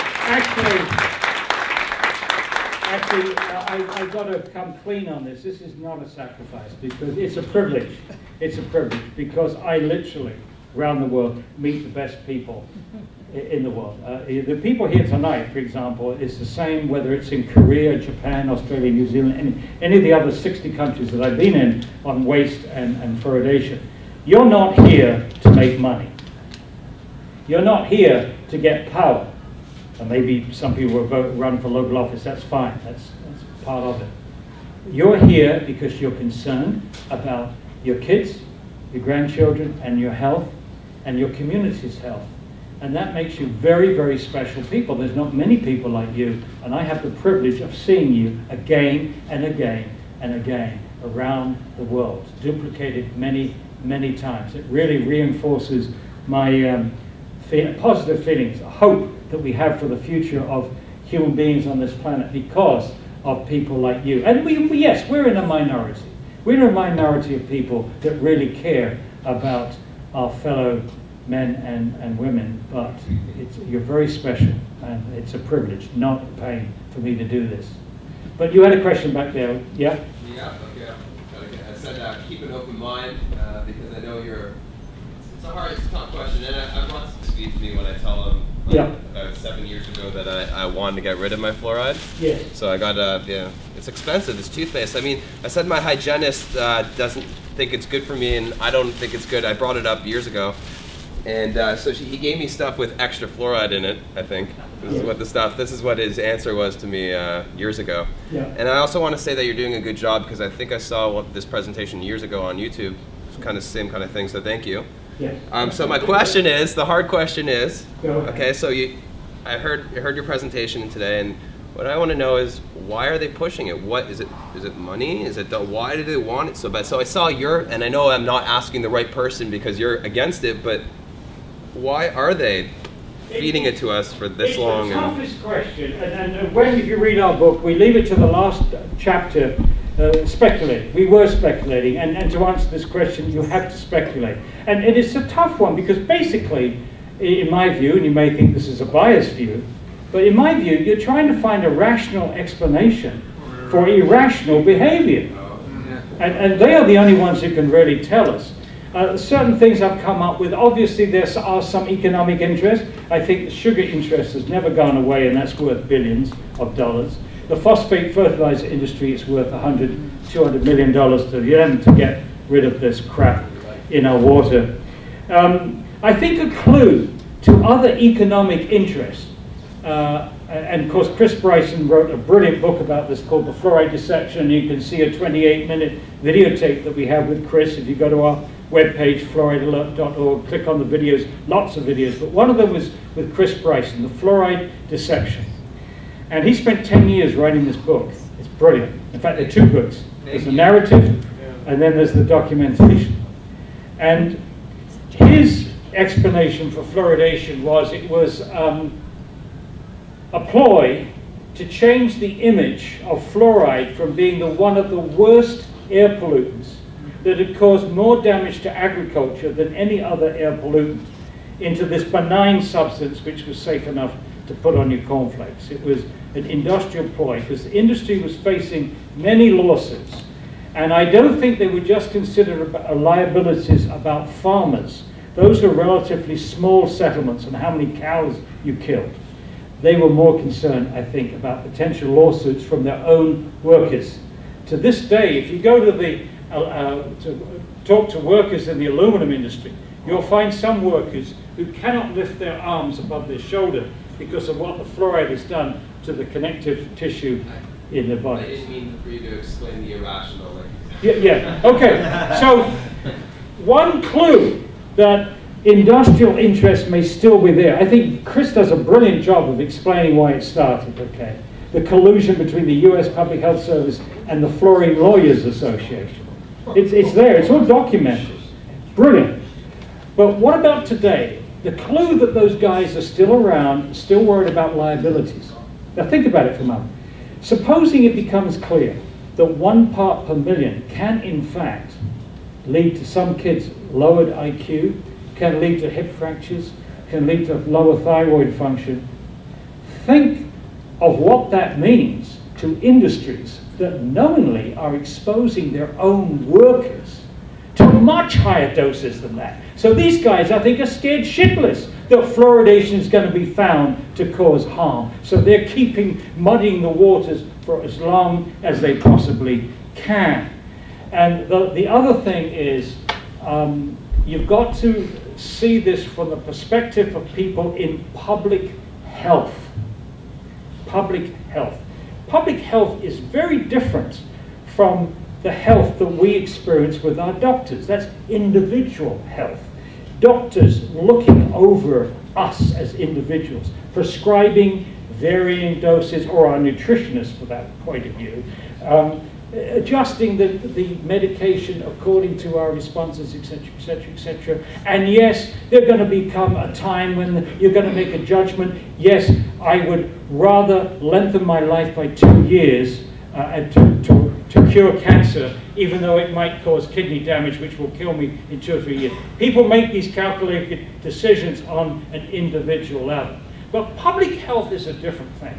Public health is something that you do to everyone. You take these measures in the public's interest, and implicit in that is a trade-off. Implicit in that is that you're going to do good to a lot number of people. You might do harm to a few people, but you can accept that in the larger interest of public health. I never thought that way, but I think they do. And now what the public health needs, public health measures need, is the public's trust. If you lose the public's trust, it's going to be very, very difficult to do some of the things that they're doing. And I think that's why the public health community is adamant about protecting fluoridation. Because even though 0.6 of a tooth surface doesn't seem to mean a lot to me, for them, if they lose fluoridation, they lose the public's trust. They lose their credibility. Because they waxed lyrical about this for 50 years. They lose their credibility, then it's going to threaten the public's trust in other public health measures. And whilst fluoridation is not a big deal, you get to some of the other public health measures, now you're looking at billion-dollar interests, like vaccination. So I like to look at it this way. This is sheer conjecture. You can take it or leave it, what I'm about to say. I think defending fluoridation is like defending a medieval castle. You've got the outer perimeter, you've got the inner perimeter, you've got the moat, the drawbridge, and the castle, and you've got the king in the castle. Okay, so in this analogy, the outer perimeter is fluoridation. You defend that as long as you can. Then you retreat to the inner perimeter, which is defending vaccination. Then you pull up the drawbridge, go into the castle, and defend orthodox medicine. One tablet for every problem. And the king in the castle is the pharmaceutical industry. Now that's just it's just a conjecture. That is a rational explanation for irrational behavior. The other one that I would really look at is liabilities. Liabilities for the toothpaste manufacturers, liabilities for the American Dental Association that have their seal of approval on every tube of toothpaste, etc., etc. Yes, I've got it coming on. Okay, 1, 2, 3, go.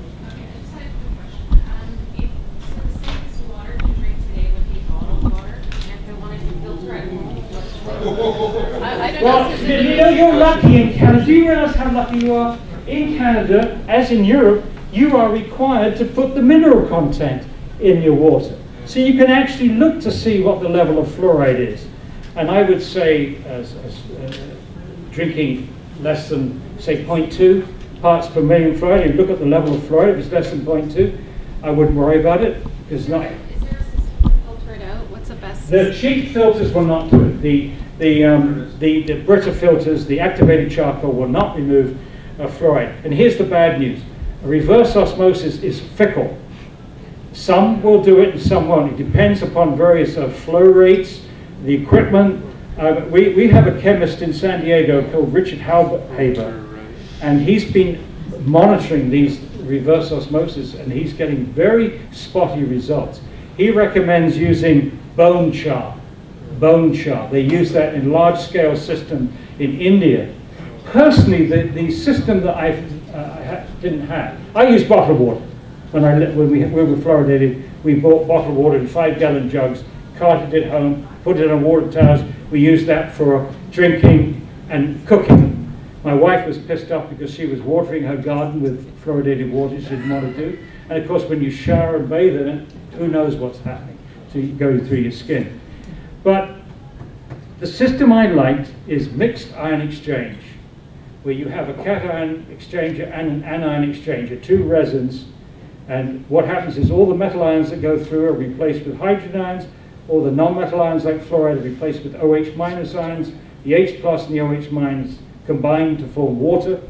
You can't have a lot of them together, you form water at the bottom. And the nice thing about that system, it's very quick, you don't leave a sludge that you have to contend with, you can send the resin back to the manufacturer who regenerates it, and you can tell when you need to change it, because the moment you get ions going through the ion exchange that are not removed, excess metal ions, the conductivity of the water will shoot up. Dramatic change. Deionized water is very poor conductor of electricity, but the moment you introduce any ions, so you can tell when you have to get it replaced. So check out that mixed ion exchange resin. If you can't find it, list it. I'm not in the business of selling equipment or even recommending brands, but I stayed with a guy called Mark Diesendorf in Sydney, Australia. He had the system, and I saw how beautifully simple it was. He just put bottles there, he picked enough bottles over a few hours to deal with the next day, take it to work with him, etc., etc., etc. But don't forget, you can protect yourself in your home, but what happens when you go downtown? Every restaurant you go to, the water's going to be fluoridated. By the way, those little Miss Fluorides are having little celebrations with restaurants when they announce that they're using non-fluoridated water in their restaurants. So this is another thing that we can be doing. And every time you go to work, you're going to be drinking fluoridated water in your coffee. That's what happened to me. When you go to a friend's house, unless they've also got these filters. So I would say get bottled water for now, and do everything you can to stop the fluoridation of our water. He'll come to you in a moment. The second is here, the third is there, you're number 4, and over here is number 5. Okay, second over here. And we have like 5 or 6 minutes. Okay, 1 minute questions. Very, very quick. The battle for removing fluoridated water kind of reminds me of the issue of tobacco when I was growing up. Yeah. So we know where that is today. So that's Yes. one quick comment. Yeah. But the comment that, and I'm always looking at the Pandora's box of being open. Once this battle, we tip a few big cities like Toronto, possibly Chicago, New York. What's next? How do we divorce academia from outside economic influence? And it's a rhetoric question. You can answer to. Well, I think, you know, I've experienced this. I've experienced the difference between teaching for a living, and I enjoyed that. I enjoyed that, a lot of satisfaction. From teaching to help a community resolve an issue, first of all, incineration and fluoridation. And it's such a joy to do that. Instead of just teaching to a captive audience stuff that they need to get through exams, to go out into the community and to give them the kind of ammunition that they need to effect change. It's a different experience. So I wish we could get more academics to do this, because the rewards from the community in terms of respect and affection are far greater than any corporation can ever pay them. And I think most people would experience that. Most people, I think, do respond to that kind of motivation. And I think we've got to teach your own kids. The future is going to be more about finding meaning than making more money. Find meaning. Find a job that gives you meaning. Find a cause that gives you meaning. You'll never be bored. You won't need drugs and all these other things. So that's the message to our kids. Get meaning, not money. And the second one was over here, and it's the third one back there. Whatever, I'm going to be quick. I just want to update you on something, because I've recently, and this comes back to your question, bottled water, right? Great value from Walmart. It's one of the best waters you can have. 0 parts per million fluoride, 0 sodium. It's $2 for 24 bottles, so you win-win. PepsiCo, which controls Aquafina, and Dasani, Coca-Cola, just both recently took fluoride out of their bottles, which was amazing, because they used to have it at 0.4 or 0.5. Now it's 0 last time I bought it. I was desperate, needing water, and I looked every time. So that's good news to add, to say a lot of people are going to be consuming. Those are 2 big companies putting water everywhere. And not, with no, maybe I'm wrong, but at least no fluoride. That's a good thing for the cause, because now most machines are Coca-Cola and Pepsi. What do you buy? So that's just what I've seen there. But. Are you sure Yeah, I just bought it and it said 0 on Aquafina. It was a brand new bottle and it said 0, and I checked on it. So Aquafina and Dasani, I'm sorry. Yeah, and also, we have 2 big stores near us that allow you to take in your own bottle. For 25 cents, you get a gallon of reverse osmosis water. 25 cents. Yeah. So that's what we're doing right this instant. It's $2. Yeah, that's right. At the 25 gallon, cents. $2. Yeah. Yeah. Okay. Lady over there. So I just wanted to mention that while I agree that we should be looking for other sources of water that are non-fluoridated or have other substances that are or don't have substances that we don't want in our water, I would be careful about recommending bottled water, which has other side effects to it, especially related to pollution, water mining, and what you would do with the plastic at the end, and recycling. So there's a myriad of issues related to that. Recycling. Yeah, get that water. You're right. Bins everywhere for recycling. It's recyclable. So the politicians could liberate us from all these horrible complications by just turning off that tap. But I did mention, I'm glad you mentioned that, because if you use distilled water or reverse osmosis water, please make sure you're getting magnesium and calcium from other sources. There are some natural food stores that will sell. Do you sell at the Alice packets where you can add to the water, or drops that you can add to the water to replace the calcium and magnesium and so on? Or eat lots of vegetables. Vegetables, vegetables, vegetables. Eat as many vegetables as you can. Yes. And the lady in the back, did you have? Yes. Now you have me worried about reverse osmosis, which is what I have been using. Is it easy to test for fluoride in water? It should be. Any lab should have the ability to test fluoride. It should cost you maybe $25, $30 to get the fluoride measured. And if you're going to buy fancy equipment, for goodness sake, get an assurance from the company that it will remove fluoride to a certain level, and if it doesn't, after testing, they give you your money back. You must, if you're going to spend a lot of money, get that assurance from them. Yes, over here. My question is twofold. You were saying eat vegetables, but aren't the vegetables grown with fluoridated water? Well, many of the vegetables do not take fluoride up. Only a certain plants do. The tea plant takes fluoride up. So if you're a big tea drinker like the British, you want a nice cup of tea. It's nothing like being woken up in England early in the morning. Has this ever happened to you? Hello, would you like a nice cup of tea, dear? Perfect stranger brings you a cup of tea in your bed, you know. And then they have the tea at breakfast, and then tea at 11s, and tea at lunch, and then they have tea time. So if you are a tea drinker, there have been cases of people getting skeletal fluorosis drinking gallons of iced tea, which some people do in a hot climate. So just vary it. Have herb tea, coffee, black tea, green tea. Mix it around a bit. Red wine. Part of my question was there have been correlations in China done with intelligence and IQ in children. What about emotional intelligence, like their EQ? Any correlation of studies done with fluoride and how it affects their emotional imbalance? No, behavior, they've done a whole batch of neurobehavioral studies in children and in adults. Workers are overexposed to fluoride, so the behavioral changes. But it's a good question. One of the other things they've done in China is they've looked at fetal brain damage. They've looked at aborted fetuses and compared them in endemic areas for fluorosis with non-endemic areas, and yes, there are brain changes. So these IQ, it's an open question of whether this fluoride is, because it crosses the placental membrane, whether or not the effects that we're seeing are caused by the mother passing on the fluoride to the fetus, or whether it's the bottle feeding and so on. Yeah? I have to call it out. On Facebook just recently, I heard that if boiled water has more fluoride than... no, is that true? Do we know? Yeah. Boiling does not remove fluoride. When you boil, it makes it worse. The steam comes off. And it increases the concentration of fluoride. Yes, quickly. We're getting round to round 2 now. This is being videotaped, so that's part of the reason why this is good having this on.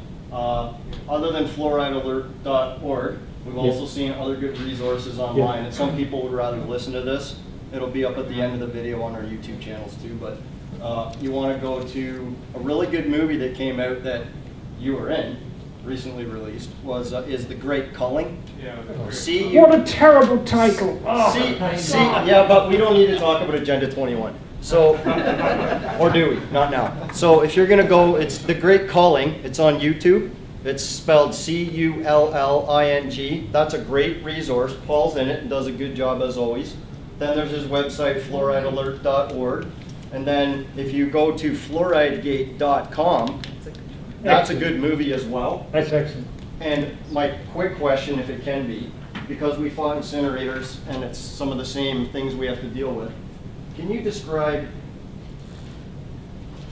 like the accumulated toxicity over a period of time? It's kind of like the PM 2.5 with the Clarington trash burner, with the buildup of this stuff in our systems. Yeah, well, I think the easiest thing to say about pollution from incinerators is that we already know that there's a strong relationship between particulate levels in cities and morbidity and mortality. Sickness and death rates increase in cities as a function of particulate levels. And we also know that as the particulate levels measured get smaller, that relationship gets stronger. Blood-brain barrier. Yeah. And the really scary thing today is this understanding about nanoparticles. We've always known about ultrafine particles. We've known for years that any high temperature combustion produces nanoparticles. The little particles come out less than 1 micron. But it was the advent of nanotechnology, where we've used nanoparticles in everything from shaving cream to tennis rackets, and particularly in medicine, where they found it very useful to use nanoparticle preparations to get drugs into places they couldn't otherwise get. But because of this nanotechnology, someone said, do nanoparticles have any health problems? Do they cause any health problems? Any biology? And that's when people got really scared, because it turns out that nanoparticles can cross any membrane. So if you breathe them, they're going to cross the lung membrane and get into the bloodstream. If you eat them, they're going to cross the gut and get into the bloodstream that way. And once they've got into the bloodstream, they can enter every tissue in the body, including crossing the blood-brain barrier and getting into the brain. So we don't know the full ramifications of that, but it can only make the current situation worse. 10 micron particles causing health problems. 2.5 microns, even worse. 1 micron worse, nanoparticles going to make it worse. Again, lots of combustion sources produce nanoparticles. The difference between the ones produced by trash incinerators are burning every toxic that we use in commerce. It's going to eventually end up in the burners. Arsenic, lead, chromium, all the toxic metals they use in electronics, etc. And so with the nanoparticles from trash incinerators, we're going to have the most toxic substances in these nanoparticles, and they're going to be delivered to every tissue in the body. But even if you made an incinerator safe, you would never make it sensible. In the 21st century, it doesn't make sense to spend a huge amount of money destroying material resources that we should be sharing with the future. Our task in the 21st century is to stop making products and packaging that have to be destroyed. And so you're all familiar with the 3 R's: reduce, reuse, recycle. But there's a 4th R, and that is redesign. Redesign. And that is that zero waste is a combination of 2 things. It's a combination of industrial community responsibility at the back end. But to get to zero waste, we need industrial responsibility at the front end. And the message that we have to send when our communities, like San Francisco, are now up to 80% diversion without using incineration. 80% diversion from landfill with community responsibility. At that point, we say to industry, if we can't reuse it, if we can't recycle it, if we can't compost it, industry shouldn't be making it. We need better industrial design for the 21st century. That's where we should be putting our money and our effort, not in burners which make the residual fraction disappear. We got 2 votes for 1.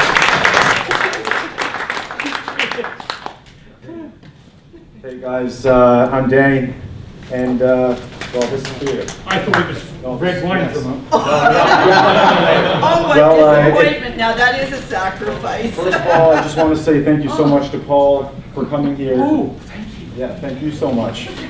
I started on this issue 2 years ago, right? 2 years ago I asked, why is it that fluoride cannot be removed from a traditional charcoal water filter?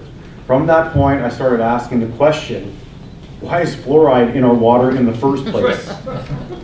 And that led me down a very long rabbit hole. Until about a year ago, I actually contacted Miss Karen Buck here.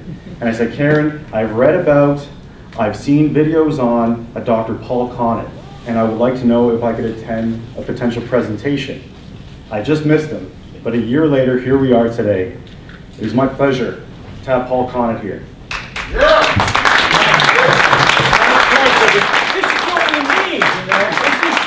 We need the organizers. We really do. These are the real heroes. Danny for Ward 23. So, guys, you have a warrior right here. I have taken this on as an issue that I want Toronto to end its artificial fluoridation. It is not necessary.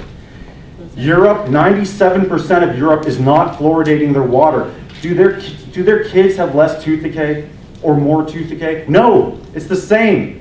There's no science behind this issue. The City of Toronto is taking millions of our dollars and dumping it down the drain. That fluoride is ending up in Lake Ontario for no reason at all. So please take your time. If you're watching a hockey game at the break, check out who your counselor is and email them and ask them to get back to you and say that yes, I want a response as to why you think there should be fluoride in the water supply. That's where it starts. Just get in touch with your ward counselor. These people work for us. They work for us. So contact your counselor and say, I just want to know what your thoughts are today. Do you feel that fluoridation is right? And if so, why? Says who? Says who? What study says that this is something powerful and something useful? Show us the scientific proof. And I haven't been able to find it. So, yeah. I just had to get that on my system.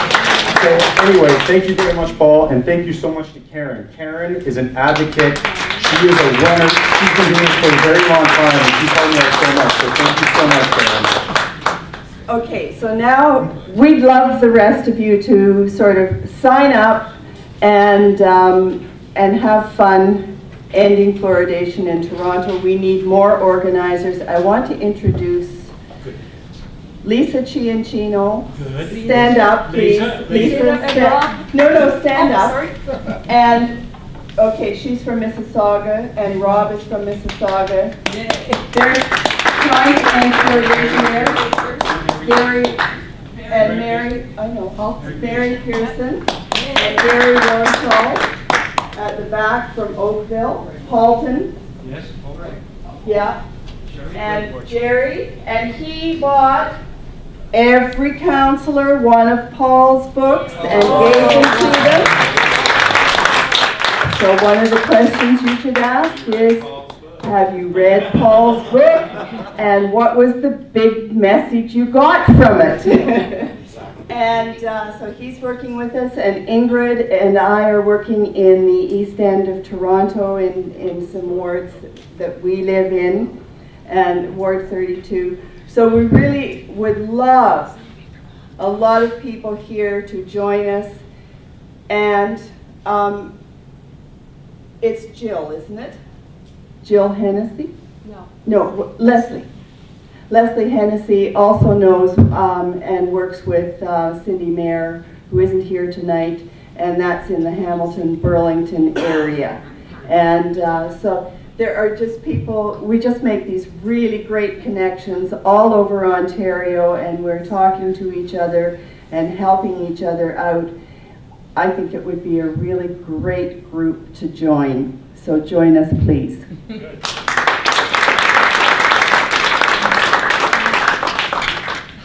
I forgot to say Alice, because she was standing behind me. Alice is with the Council of Canadians as well as Citizens for a Safe Environment, and she is speaking at April 27th. The Toronto Chapter Council of Canadians is putting on its annual Great Lakes Water Forum, and I'm actually giving a talk, and so is Maud Barlow. In 2011, the Council of Canadians National Board adopted the Toronto Chapter's resolution on ending fluoridation, and that is now a national policy. We also helped the Green Party draft it, and it passed also in 2011. So those were two very important national position statements calling for the end of fluoridation in Canada on the grounds of ethics, environmental harm, and medical evidence of harm to children. So I have, if anyone's interested in the information on this Saturday, come and get one of these little posters. It has all the information that you need and the website of the Toronto Chapter Council of Canadians group. And I hope to see you there. One last thing real quick, people are asking about taking action, so there's a few things you can do. Make sure you sign this petition at the front before you leave, and the back. There's two sides to it. Like Barry said, please check out coughcough.ca. Yeah, please hand these petitions back into us. What's the councilor's name? Is it our councilor or your councilor? It's your councilor. So we will help you find your councilor if you do not know who your ward councilor is. So that's what you can do. Get informed, look online, read the research. The fact that you are here right now means that you are already doing something. You are doing 100 times more than the average person is doing. You're asking questions. And that's all you can do to start. Just ask questions, read the science.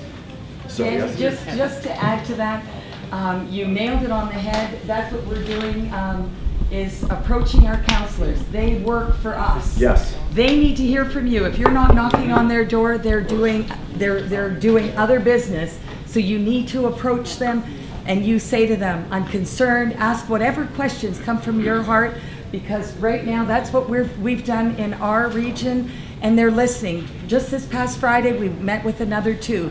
But do one-on-ones, and then bring your neighbors, ask them to come, get other people involved, but it can happen. So we're excited, and we're so happy to have Paul. Start with your counselors. It actually took me 8 phone calls to 8 different counselors to get an endorsement to have this room available to us, to have a public discussion on something that has a scientific basis. 8 different counselors. I looked at my notes. Finally, Councillor Mike Del Grande from Scarborough said that he would endorse this event. He's in Scarborough. I called 7 counselors in Toronto to help endorse this event. Regardless if they agree or not, let us speak about it. But none of them would even allow me the space to have this room. Finally, Councillor Mike Del Grande said, okay, I'll endorse their event. So thank you, Mike Del Grande. He's awesome. So, we both want to thank Paul again, and fly into Toronto more often. I just want to say tomorrow I'm testifying in Quebec City. They are considering banning fluoridation completely in the province of Quebec. It's a commission to investigate that. Right now they're down to 3% only in Quebec, 3%. And it also might hearten you to know some of the communities that have stopped fluoridation over the last few years in Ontario. You had Cobalt, you had Dryden stop, you had Thunder Bay not starting. A few weeks ago we had Windsor stop. Where else in Ontario have we stopped? Waterloo, of course. Waterloo. And it's all on this. Okay. And it just says, first of all, you're not alone in fighting to end fluoridation, and there's the list of people that Alice mentioned, and then larger organizations. And then Toronto would not be alone in ending fluoridation, because there's so many other cities in Ontario, and you can get that. I think you put in fluoridation for. Thank you so much, everyone. Yeah. Hello, Barry. That was pretty good, eh? Yeah, this is, we're very fortunate tonight to have Paul Connett here. He's a worldwide expert on fluoride, and I think you heard a lot about him tonight and heard his passion. And you know what, it's good when you're an activist and you care about what you're doing and you care enough to be passionate. I do want to thank Walter here from BrainFeed. Thanks, Walter. You're welcome, Barry. This is a joint production between just myself as a community activist, Dutton.ca, and BrainFeed.ca, as we start to collaborate and put things out to just use our collaborative talents and interests to help our fellow residents. Now, yes, I'm from Oshawa, born and raised, and yes, I'm here to represent Oshawa and the Durham region against the fight against fluoride. But you see that this can happen in your community. My community is no better or worse than your community. It's not a lot different than yours. Use this video, share it, use it as a resource to help people and your friends in your community, whatever city or province, you know, or state you're in. This is these facts are summarily true across the board wherever you're at today. So yeah, I care about Oshawa and I'm fighting for Oshawa, but you're fighting for your city. You care about your city. You know somebody in another city, in another province. Share this. Send this link to them. Send them to my website. Send them to Walter's website. All that information will be put up in storyboards here at the end of this video. Use Paul Connett and say you've seen one of his videos. He's done all kinds of videos, and he's a worldwide expert. So now you don't have to do all the work yourself. Don't reinvent the wheel. Read his book, look at these websites, use these resources, and basically put this stuff out there for your friends and family to know. My friends in Cornwall, I want to give a quick shout out to Liz Pickless. She runs the Fluoride Free Cornwall group, and I was asked to do a quick bit for Cornwall Free News. I'm not going to have a chance probably to do that here tonight on this video, but check out Cornwall Free News, check out Fluoride Free Cornwall. I happen to run the Facebook groups for Fluoride Free Oshawa, as long as Facebook keeps me around. Sometimes they don't like me. And get involved in your municipal councils. Get involved in your city hall where you're at. Start asking the questions, because don't forget, they work for you. You don't work for them. They're trying to silence you out there, Canada, USA. They're trying to take away the facts and give you propaganda, and then run and hide behind FOI requests, which is Freedom of Information request. Don't let them do it. Put it in an email. Go knock on their door. Keep sending the emails. Keep a file and hold these politicians accountable. It's time to start rising up and electing some fighters that know that you're the boss. You're the ratepayers, you're the students, you're the taxpayers. Hold them accountable. You deserve better, Canada, and you deserve better, Oshawa and Durham region. Elect some fighters. There's too many politics going on right now. Not enough answers. That's all I have to say. So once again, thanks to Walter from BrainFeed. Thank you. And keep fighting. Keep the good fight. Keep it going. Remember, to break free. It's time to break free from the slavery, everyone.